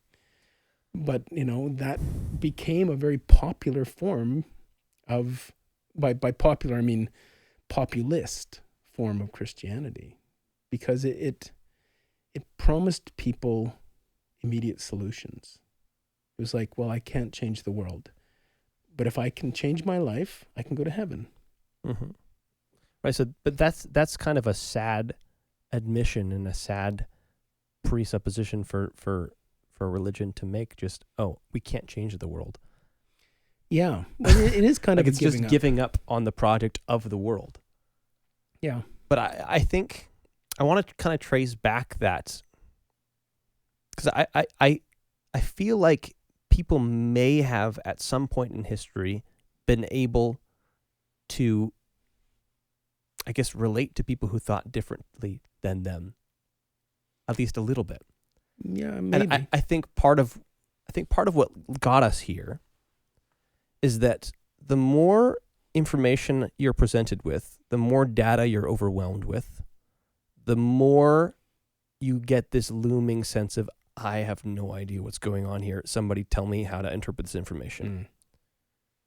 And so I think that there's a kind of a sliding scale that, the more connected our world gets, and by process of that, like the more connected the world gets, the more data we're going to have access to, and the more data is going to be dumped onto our plate. And the more that pile of data grows up, the more we are going to realize or the more we're just going to be confronted with that overwhelming sense of, I don't know what to do with this. Yeah. I need somebody to give me we become more and more reliant on a simpler and simpler story. It's like the more information we get, the less we even try to interact with it. Yeah. And so I think that I want to, like, the whole progress of the human, or like the whole project that we've been experimenting with for the last, whatever, I don't know, I guess since, there's got to be a critical point where the amount of connection met our ability to deal with it. But at somewhere along the line, we started being too connected and having too much access to the world and too much access to the information of the world, and that signals a retreat where we have to go further and further again into our own little ideology and build up these. Well, what's happened is we've moved from institutional curation. In other words, like a museum is curated, they select things for people on the basis of the experts of the museum deciding what is the most important artifact that people should see. And it used to be that we would trust our major newspapers to curate the news of the day. And later on, we would trust our major broadcast television news to curate the news of the day. And we'd all read the same newspapers. We'd all watch the same TV. And we'd get 8 or 10 important news stories as selected by the, quote, experts. Right? But now we've kind of moved in, and those news stories would have been fact-checked, verified for accuracy, and then the journalists would have been checked for objectivity. If they were seen as biased, they would have got their story cut. So there was 8 or 10 different curatorial processes that went along behind there. Right. But now it's all self-curated. And now basically the loudest internet screamer gets the most clicks. And those curatorial processes where people would have, checked what was being said for evidence before you ran the story, or ran it through 3 sources, or, verified that this was an objective presentation, and checked the soundness of the argument. The internet does not reward any of that. Quite the opposite. No. It rewards somebody who says something who gets your dander up. Yeah. Exactly. And it doesn't matter whether it's true as long as it gets your dander up. So the internet does that, but literally getting together in a group of 10 people does that, but just to a smaller extent. And sometimes we can handle that. If we go to a party once a week and we're in a room full of 10 people, we're having a conversation with those 10 people, that dynamic demands a little bit more of you to not say things that are outrageous, or at least not too many things. Well, exactly. Because if you're in a group of 10 people, I'm sorry for interrupting. If you're in a group of 10 people and you say something crazy, there might be 3 people in that group that nod and agree with you. Right.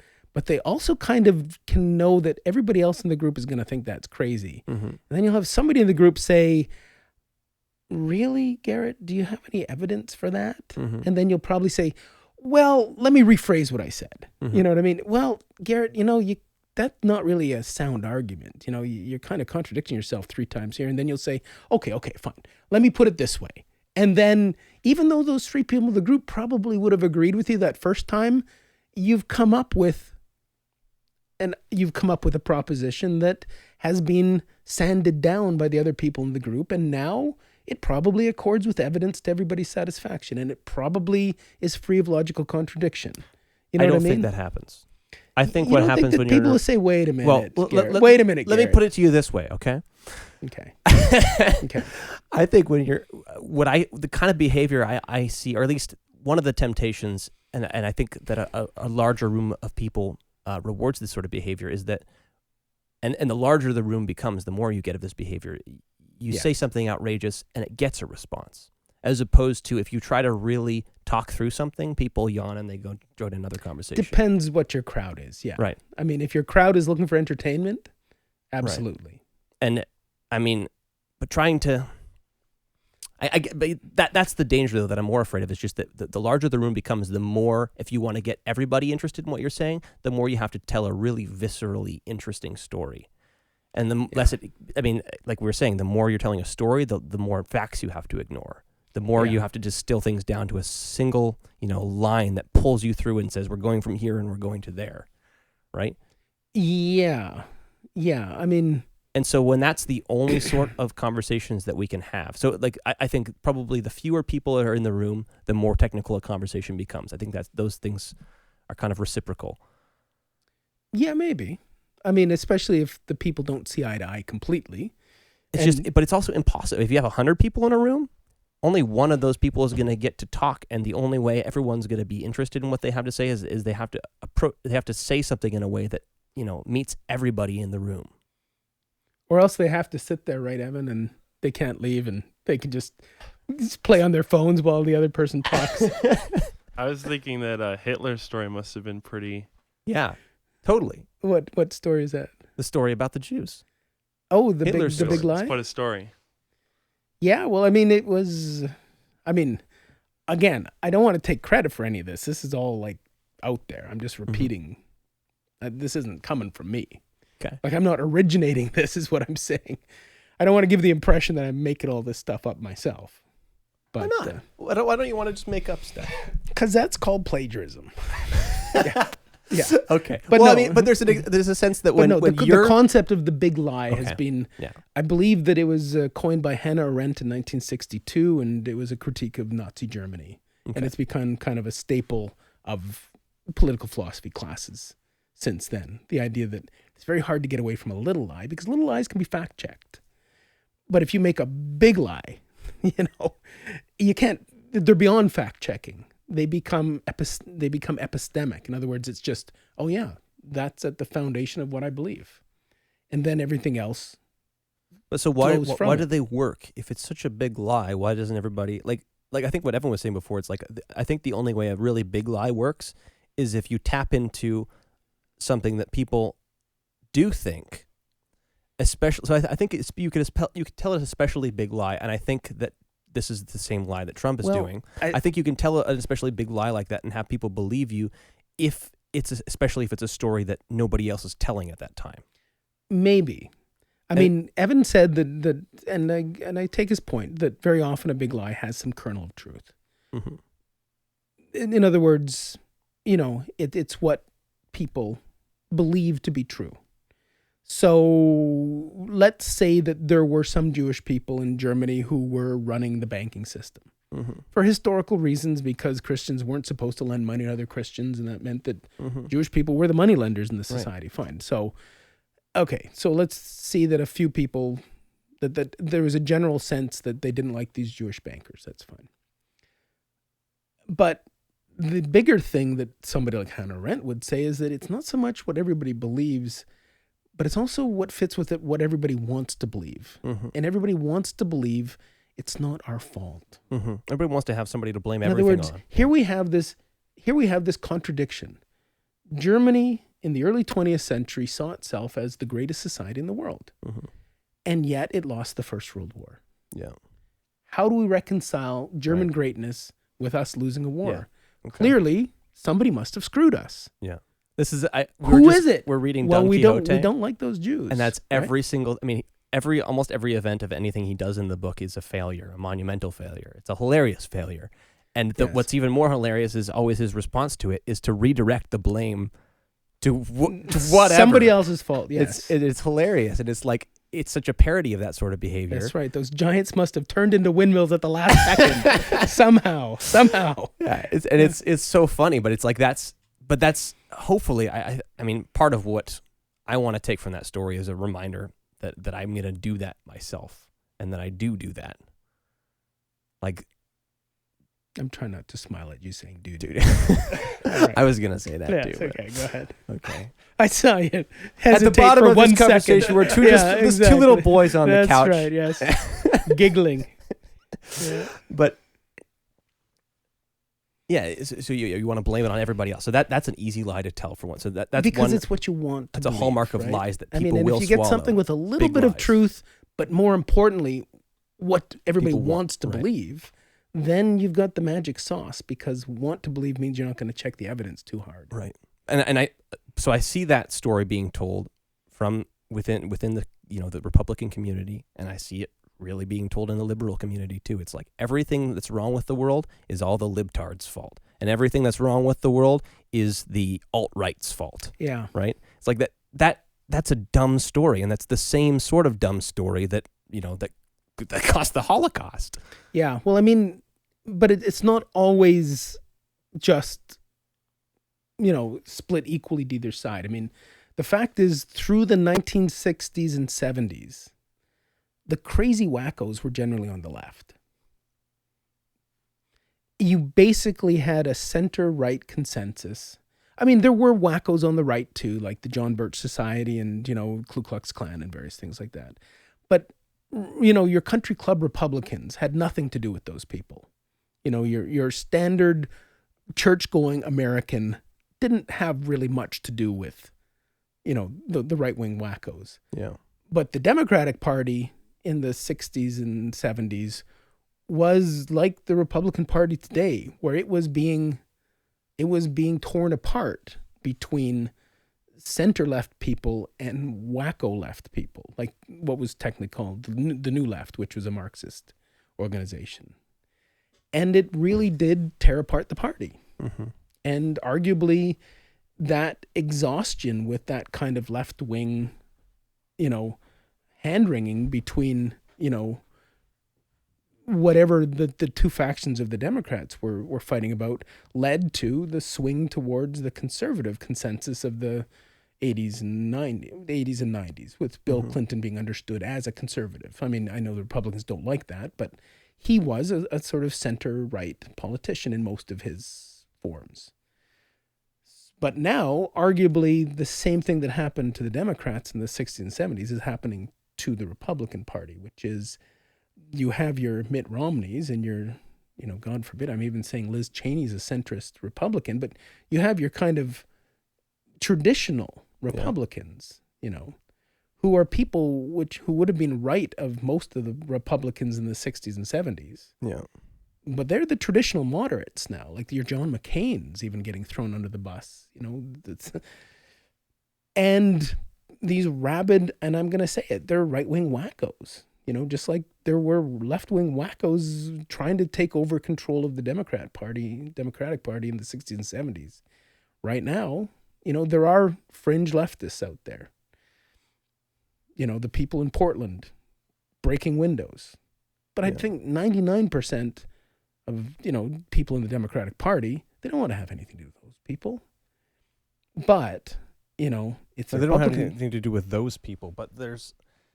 See, this is kind of part of the bottom of our problem is right now, it seems like you have the sense that there's like a lot more wackos on the right than there are on the left. Oh, and I think objectively that's true. In terms of social psychosis. Objectively don't have like from all of the resource, and it's like, I don't know how drowning I am in my echo chamber, but like, I just don't see that story at all. Like in terms of people who literally are not connected to consensual reality anymore. Right. I'm saying I see like, so, I don't know. Like, it's not that I don't see that on the right. It's just that I don't know. Somehow my curation of stories about reality tells me that there's more of that on the left. Well, yeah, but when I look at the Biden administration, it's, it's centrist. I mean, we're going to follow the science with COVID. We're going to follow social policy with our, directives here. We're going to,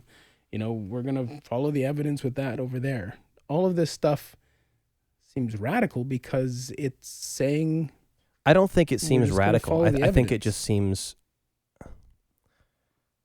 The problem is, like, again, I can't give a really technical critique of politicians and their policies and stuff like that, because I'm just like, there's so many expert issues that I'd want to speak to, but I'm just like, I'm totally a layperson. Yeah. And like, but I mean, like the story that I can understand about Biden is just like, I mean, you said he's so centrist, and like when I hear him talk, I like that.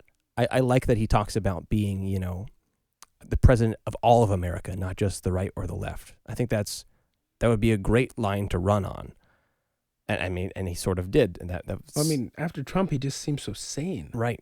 But on the other side of it, it's like, he doesn't seem that sane to me. He looks like a almost dead person that's like barely compared has... to Trump, I guess he is. Because he's not screaming about things all the time, and he's I mean, like, literally almost dead. Like, I don't know how long. Like, I think we're gonna have President Kamala Harris within the next couple of weeks. Well, he's only a couple years older than Trump. They're both over 80, I think. Yeah, they're both pretty old. Yeah. They're both in the death range. But it's just like, there's some obvious mental issues with this guy, and I don't like it doesn't seem like he can even, like, during the debates, even though you see more like basically straight up lies from Trump, he seems more mentally there, even though when they're having this back and forth, it's like he's actually engaging with the conversation in like a sort of funny way. And it's like, I don't know, but I mean, it's what you said earlier. Anybody who just tries to be reasonable is going to get walked away from because he's not very entertaining. Right. And so it's like, you have to, it's like we're either getting a good storyteller, which I think Trump was definitely a big storyteller, or we're getting somebody who's trying to be sane. But I mean, and the thing is that Biden is a practicing devout Christian. He is what Christianity used to be before it kind of lost touch with its grounding in evidence. Like, it used to be that you could have people of faith who still were able to look at the world and say, okay, let's get some evidence about the world and make some decisions, Can we maybe pivot to something else for a second? Maybe we'll make our way back here, but I don't know. I'm getting lost in this conversation because I just like, I don't understand politics. All I can understand is the story level. It's like that's all I can process. It's too much of a there's so much of a rabbit hole of data you can go down and try to understand it. But there's obviously a disconnect here as far as the stories that we're understanding about it.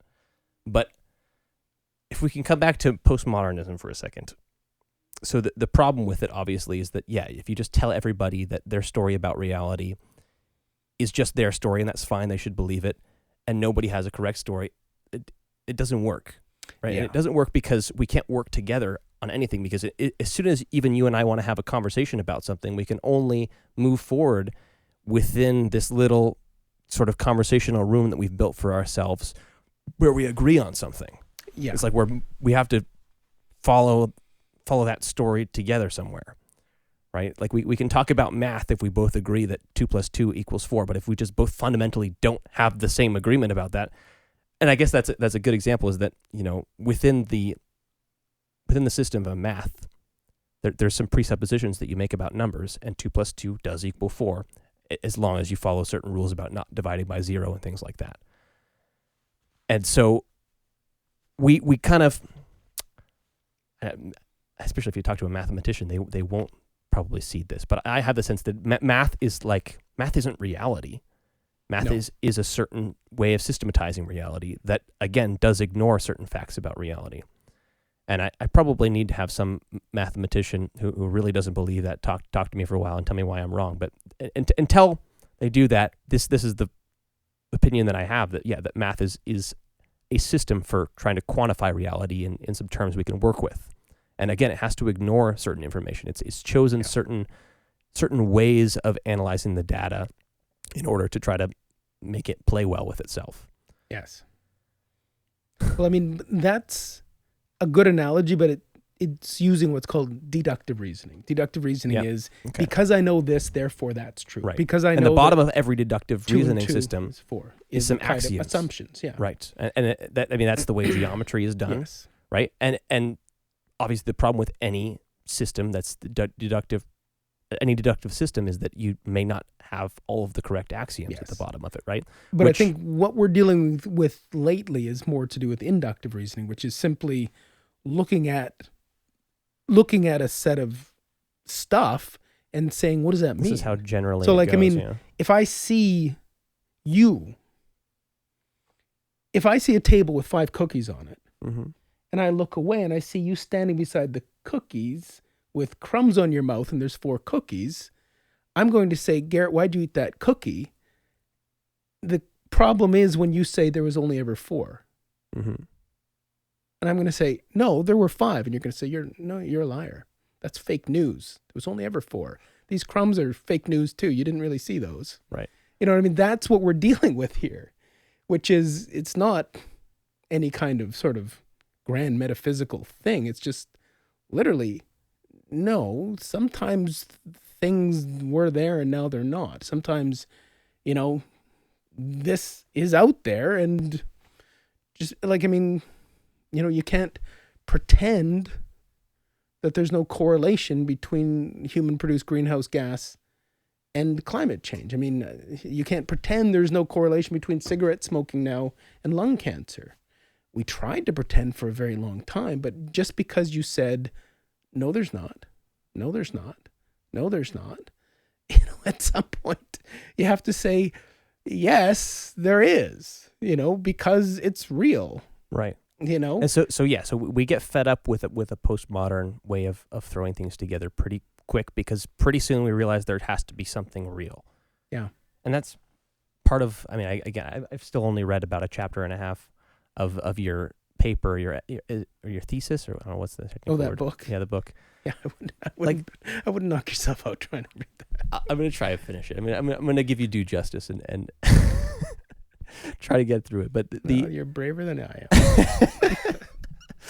But part of the problem you were getting at there is that there's a sense of like we get fed up with it, but that's also what paranoia is, right? Is the sense of like you keep telling me these stories and like I have a sense that there is a real story out there.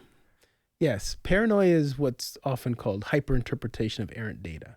Right. Which means whenever I say, if I'm looking at 100 cookies and I say, these cookies are all really good chocolate chip cookies, and you notice that 2 of them are peanut butter cookies, you realize that there's some errant data there. What I've just said doesn't entirely fit. And so you're going to start thinking, why did he say they were chocolate chip cookies? Right. Clearly, is he trying to fool me? Is he trying to hide something? Are they all made out of peanut butter and I just thought they were chocolate? Are they chocolate chip peanut butter? Does he know that I'm allergic to peanuts? Is he trying to slip one into my lunch and, make me have an allergic reaction? So it's the hyperinterpretation of errant data based on, But how do we know what's hyperinterpretation and what's just insight? You put your finger on it. Right? Which is, generally speaking, we use Occam's razor, which is the simplest explanation, which we're going to presume it's the true. But then you get into cases where paranoia is justified, right? Where they're, just because a person's paranoid doesn't mean he doesn't really have enemies. Right. That's the problem, right? In some cases, there have been conspiracies. In some cases, there really have been people and the worst lying thing to about us, paranoid people, or people who are sort of too paranoid, is that they make a laughingstock. They make the position then look foolish. Yes. And then it kind of ruins it for everybody else who might want to ask those questions. And then they're like, oh, well, I don't want to be associated with that crazy guy. Well, exactly. I mean, let's look at the early 60s. You had a bunch of people running around screaming that cigarettes were killing us. Yeah. and you had a bunch of people running around saying fluoridated water is a government plot to kill us. Mm-hmm. They kind of maybe seemed equally valid in the early 60s. Mm-hmm. Now we look back at the fluoridation people and say they were a bunch of paranoids. Mm-hmm. And the cigarette people as, well, they were a bunch of brave whistleblowers. Yeah. But that's what history lets us see. Right. You know what I mean? At the time, they were both well outside the consensus. You know, you still had doctors advertising cigarettes as, you know, this is a refreshing pick-me-up, you know, that kind of thing. You know, and you still had people walking around with their teeth falling out of their mouth saying, no way I'm putting that fluoride into my body. Right. You know, and, you know, okay, well, history is kind of proven that, generally speaking, fluoridated water has been a pretty good thing for the human race in terms of general dental health. Generally speaking, cigarettes have been accepted now as they are not good for your lungs. Right. But that's what history's taught us, you know. And at the time, both of those people seemed like a bit nutty. So, in the Nina Simone song we were listening to before we started recording, she just has that line that stuck out to me. You know, too slow. Oh yeah, going too slow. And I had to kind of extrapolate. I assume that was kind of a conversation that was happening during the time of like the human rights movements of various areas. But like, to some extent, is that almost what you're arguing for? Is that we don't get to figure out those solutions that quickly? We have to just let them run by slowly? Or sometimes, as in the case of the civil rights movement, discourse isn't enough, and you need somebody to sort of get out in the streets and start, sitting in and demanding more. I mean, the discourse at the time was, you had your racist wing of American politics, which was mostly the Democratic Party, up until the 1950s. And they basically said segregation is necessary because the races are separate but not equal. And then you had your liberal consensus of the time, which was, in a very paternalistic way, well, those black people, they're basically an infantile race. And they're gradually, like children, developing the tools to govern themselves.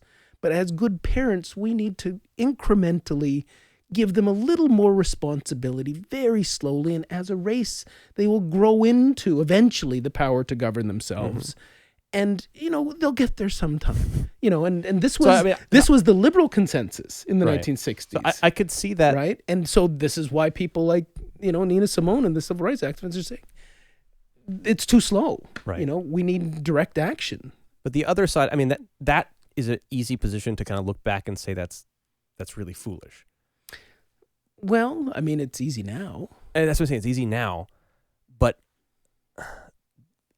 I think that there might be more to that position of slowness than just that kind of silly story. Because anytime you reorganize society, right, it's like you said before, it's like from some perspective that just becomes a new chaotic world that nobody knows how to interact with. Which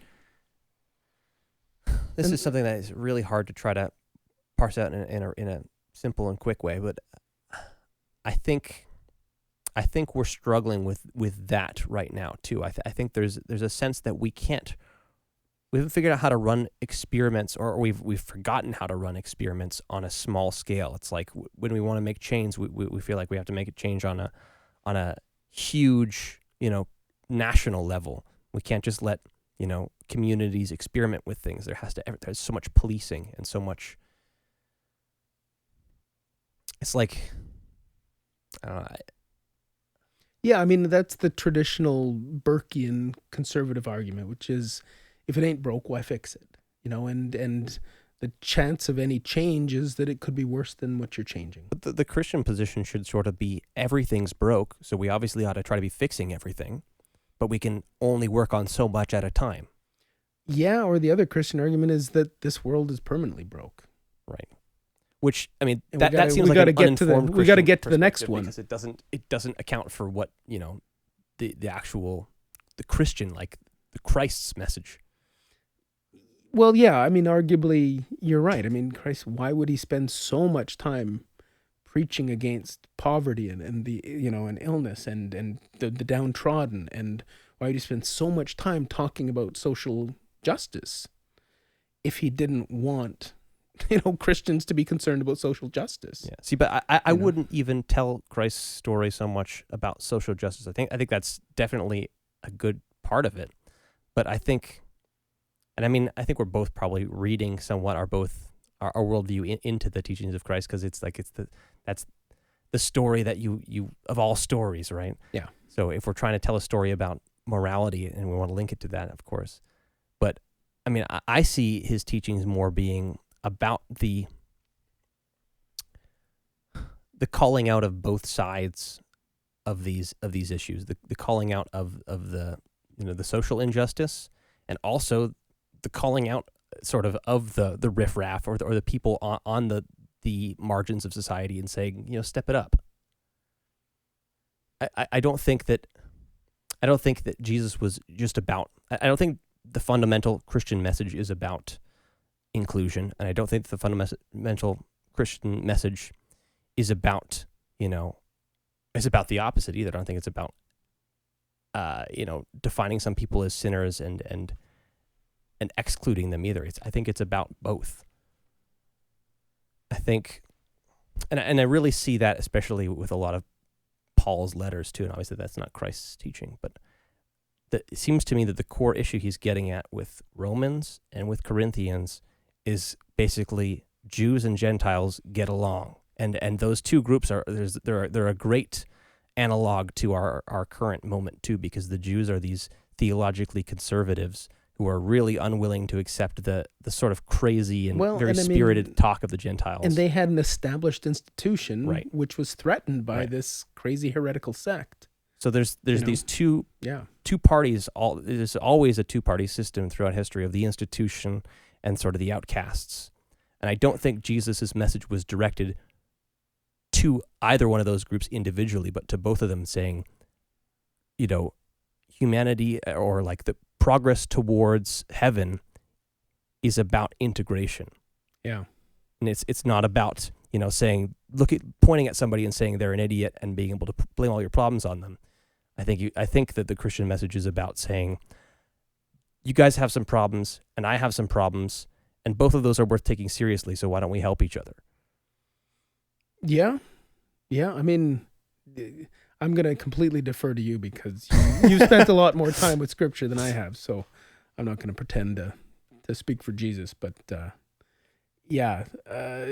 from what I have gotten is that, if we were the people able to figure out definitively what Jesus says, we'd be the smartest people in 2,000 years. Sure. Because just the little I know is that at different moments he seems to have hit very different tones. There's the angry, I'm coming again with a sword in my mouth tone, and then there's the Beatitudes, right? Yeah. And it's the Beatitudes kind of say, I'm setting up a church on earth that I want to take care of poor people.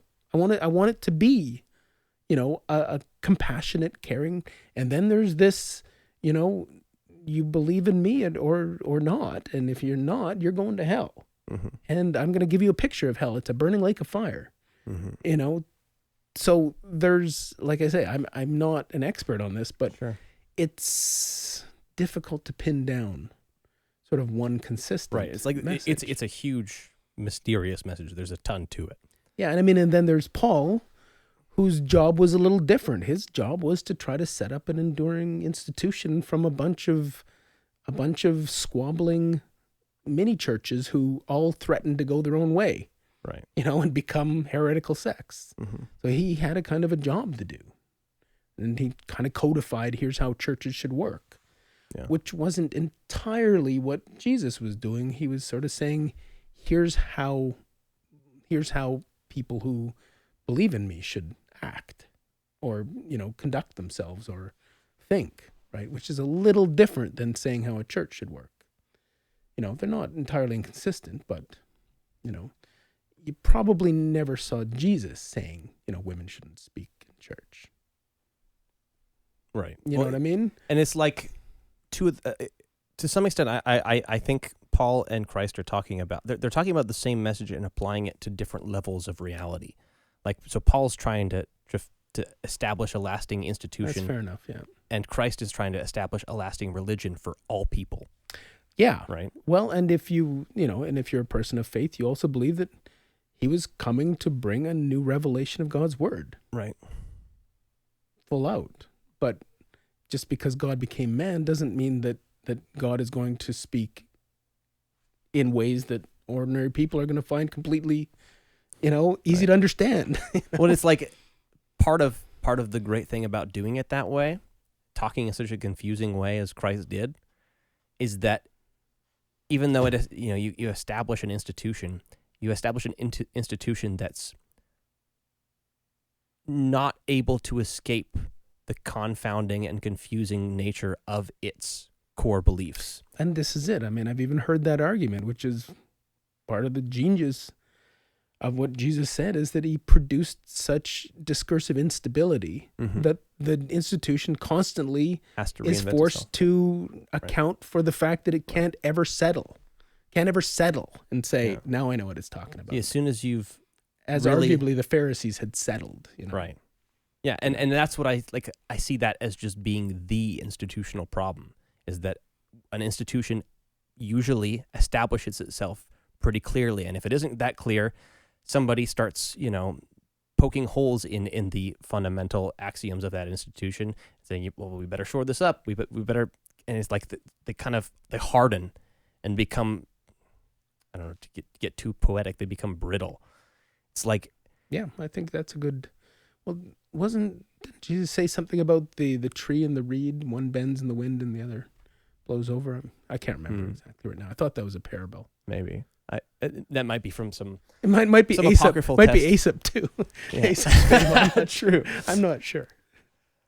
Okay, one more thing I want to try and maybe talk to you about for a few minutes. I don't know what time. How much time do we have left? Or You're not at left, 1 but what hour time and are we at? 56 minutes. Okay, so I don't want to keep you up all Anybody night. who's stayed with us this long, have a drink. Actually, also, you want to just double check? Is the camera still going? Okay. Yeah, the camera's still Screwed going. up last time. So That's right. Oh, we forgot to push record. yeah. Well, that's why we got the audio backup, so we got that at least regardless. But okay, I wanted to ask you about symbolism, because obviously teaching literature, it's something you're bound to run into, and you have to teach about it. So I assume you have some thoughts about it and how it works and how to interpret it. Like, specifically, okay, well, I tried to get into this last time, but it looked like it was going to kind of distract us from what we were interested in talking about at the moment. But you were teaching last semester, Evan's class, about Lacan's theories. Oh, yeah. And he's interpreting Freud. We were doing literary theory, yes. Okay, right. So first of all, what's literary theory? Literary theory is just all of the thinking about how literature is written and read. Okay. The different theories about how it's written, how it's read, and what it means. In the introduction to that class, Evan, and this is what we kind of went back and forth on all the time, was about we had several conversations about how there's like a historiocritical way of reading literature, or there's I forget what the other. Yeah, name no, he was there's opposing several to. different ways, but there was two that they were kind of in stark opposition. It's like one would be more kind of concerned with the deeper meaning of the story, and one would be more concerned with what the story tells about the flawed nature of the author. Yeah, well, no, yeah, absolutely. You can read literature as kind of biographical to sort of get into the author's head. That's one way of reading it, but is that what historiocritical means? Well, the historical method sort of was the idea that something like Shakespeare is really important. But if we don't actually know what he's talking about in, say, The Tempest, when he's talking about, when he's talking about this man creature he found on this desert island, the idea is that, well, it becomes more meaningful to us if we understand that, oh yeah, you know what, just around the time that Shakespeare was writing, there was a lot of people coming back from exploring the Caribbean islands, and they were finding indigenous people, and they're having contacts. And so at the time, in the local imagination, the idea of a desert island was really fascinating to them. And, then there was also this idea of utopian fiction that was going on at the time. The idea that, well, if I could go to an island and set up a perfect society, what would it look like? So a historical thing would say, something like The Tempest, which is this tale of a shipwreck onto a desert island where he meets sort of a half man, half human creature, and he tries to set up an ideal society. It becomes more meaningful if we know that, oh yeah, this was in the air at that time, and that was in the air at this time, and here's what people around Shakespeare were thinking about. So it lets us have more context for understanding. So the historical method is just filling in context to give us deeper references. But to me, well, I just want to, a little bit earlier, you were talking about how, as a scholar, you have to spend most of your time kind of talking from the perspectives of different people and different ideologies and stuff like that. And I have so much trouble with that. I can really only just speak for myself. When I'm reading a book, I almost entirely read it as just a it's like the only thing I remember is the things that I feel like I can do something with them. It's like I'm reading and I'm just looking for tools to keep on working on the problems I'm trying to work on. So, oh man, I just lost where I was about to go. You were just talking about historical criticism and about how difficult it is to... Okay, yeah. So when it comes to historical criticism and stuff like that, that's so boring to me. Because I agree. It's scholarship. You're right, and most people just want to read for the story. Well, it's I don't want to what Shakespeare's thinking. I want to read a story about a desert island and a man beast. Right. Well, I mean, sort of, but I mean, so the context can be useful to me. But if that's where it ends, I'm just I don't care about that. But if that is another tool that I can use for actually chiseling away at what Shakespeare is really getting at, then I'm like, okay, yeah, I want the historiocritical view, because now I get to get even deeper into what this actually tells me about what's real. Yes. Sure. And I think those words you just said are the key words, which is the assumption that Shakespeare was getting at something. Right. And that's sort of what I mean. That's what I think about symbolism, though, too, is if there's a character, I don't know the story of the Tempest or whatever. But if there's a foreigner, who's this character? What does he do? I mean, the Tempest is fantastic. Okay. The only Shakespeare I've read, and I really liked it, was when I sat. I think I maybe read a couple random little bits here and there, but the Shakespeare I liked most that I read is just the stupid. It's not stupid. It's incredible. The to be or not to be speech from Hamlet. What is it? Sure. Hamlet. Yeah. I read that 20 times. It brought me to tears. Oh, The Tempest is so much more fun. Really? Oh, yeah. Here's the story. A ruler of Milan is a powerful sorcerer, and he spends all of his time studying books of sorcery and neglecting his duties as a ruler. Okay. So his evil brother takes over the day-to-day administration of the city and ends up taking over the city, and he kicks this sorcerer, Prospero, out with his little daughter. And it's like Snow White, where the huntsman is supposed to take Snow White out and kill her. Anyway, so instead of actually killing these people, they just shipwreck them. They just take them out, put them on a boat. Okay. A magic wind comes up, and it takes them to this desert island. Okay. When they get there, they find that the island isn't uninhabited. Instead, they find that the island has a water spirit. Sorry about that. Which is, you like my jaunty little ringtone? The island has a water spirit that's been imprisoned in a tree by a witch. Okay. And Prospero lets the water spirit out of the tree in exchange for being his slave.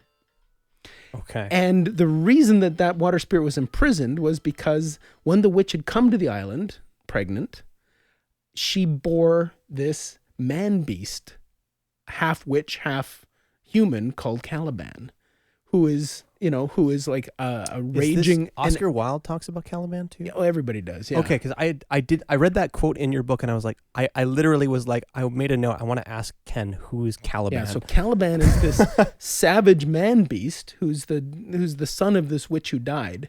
So what Prospero does when he gets there is he frees Ariel and says, no, you're going to be my slave. And then he uses Ariel's magic to enslave Caliban. So he's got 2 slaves on the island. Okay. And his daughter. And he kind of has set up this ideal society with him as a ruler. Well, doesn't his evil brother start sailing by? And Prospero now has been studying his magic. And he tells Ariel to go and make a storm and shipwreck everybody.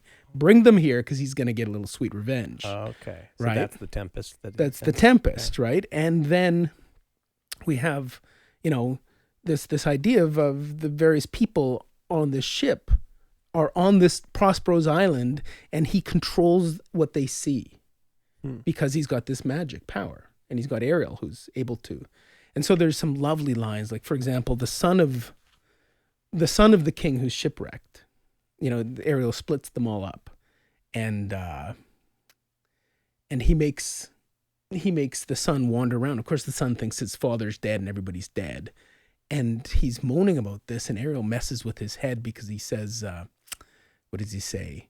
He says, full fathom 5 thy father lies, and those are pearls that were his eyes. Wait, say that again. Break it down for me. Full fathom 5, in other words, 15 feet under the ocean your father lies, and those are pearls that were his eyes. And he has suffered a sea change into something rich and strange. Into something rich and strange.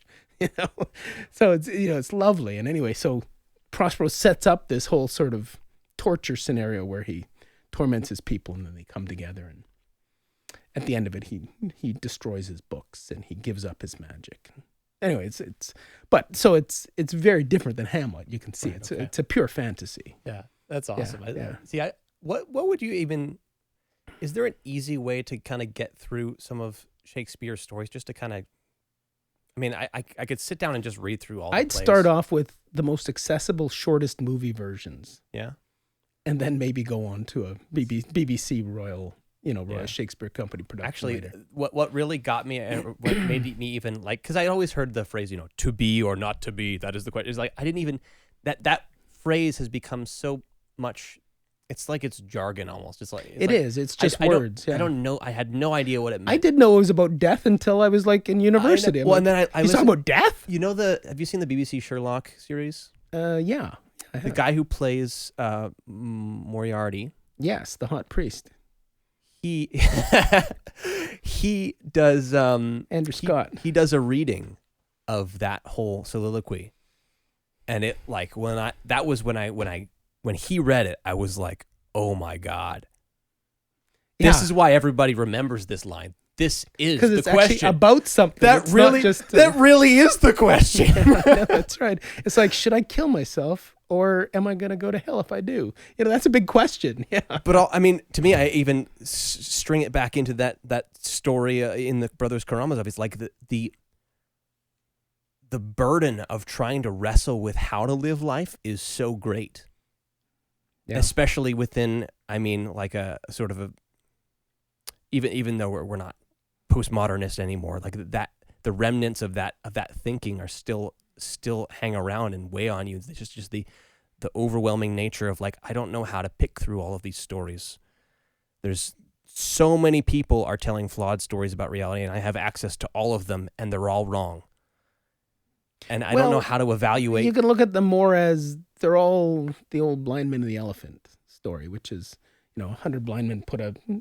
Probably politically incorrect, but they all touch a different part of the elephant, and they're all telling their story based on what they feel. Right. So it's not entirely... But if we presume they're people of good faith, right, they're not and wrong. That's what we mean by wrong. Or that's what you should mean by wrong if you want to, take anything useful from postmodernism, is that in any story about anything, like you said earlier, ignores 99% of the facts about the thing to focus on the story of the thing.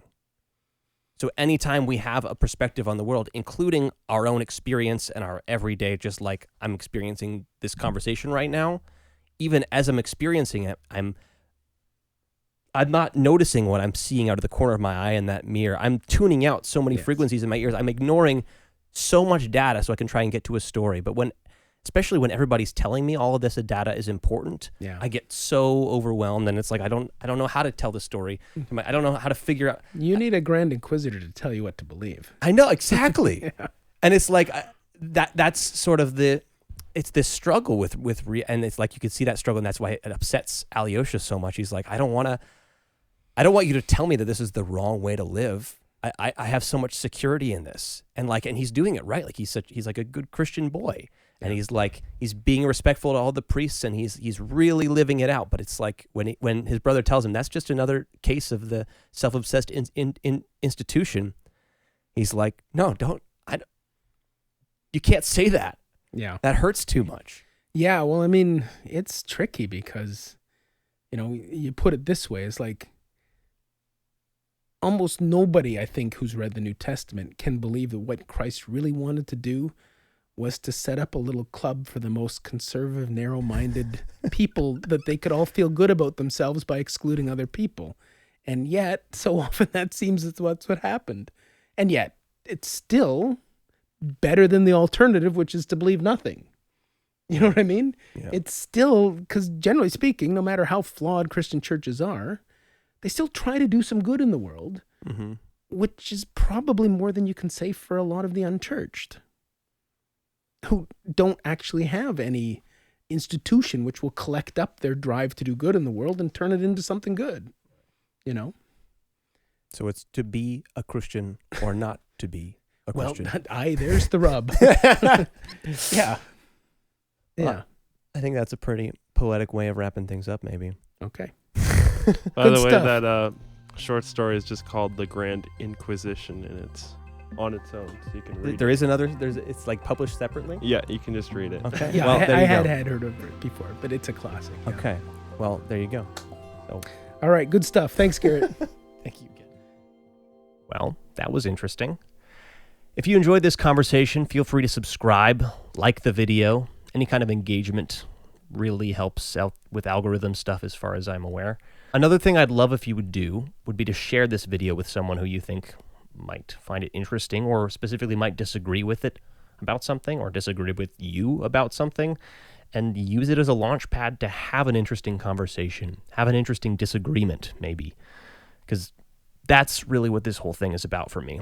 I think that having, honest disagreements is a really useful and meaningful thing to do. Anyways, thanks for watching. I'll see you next time.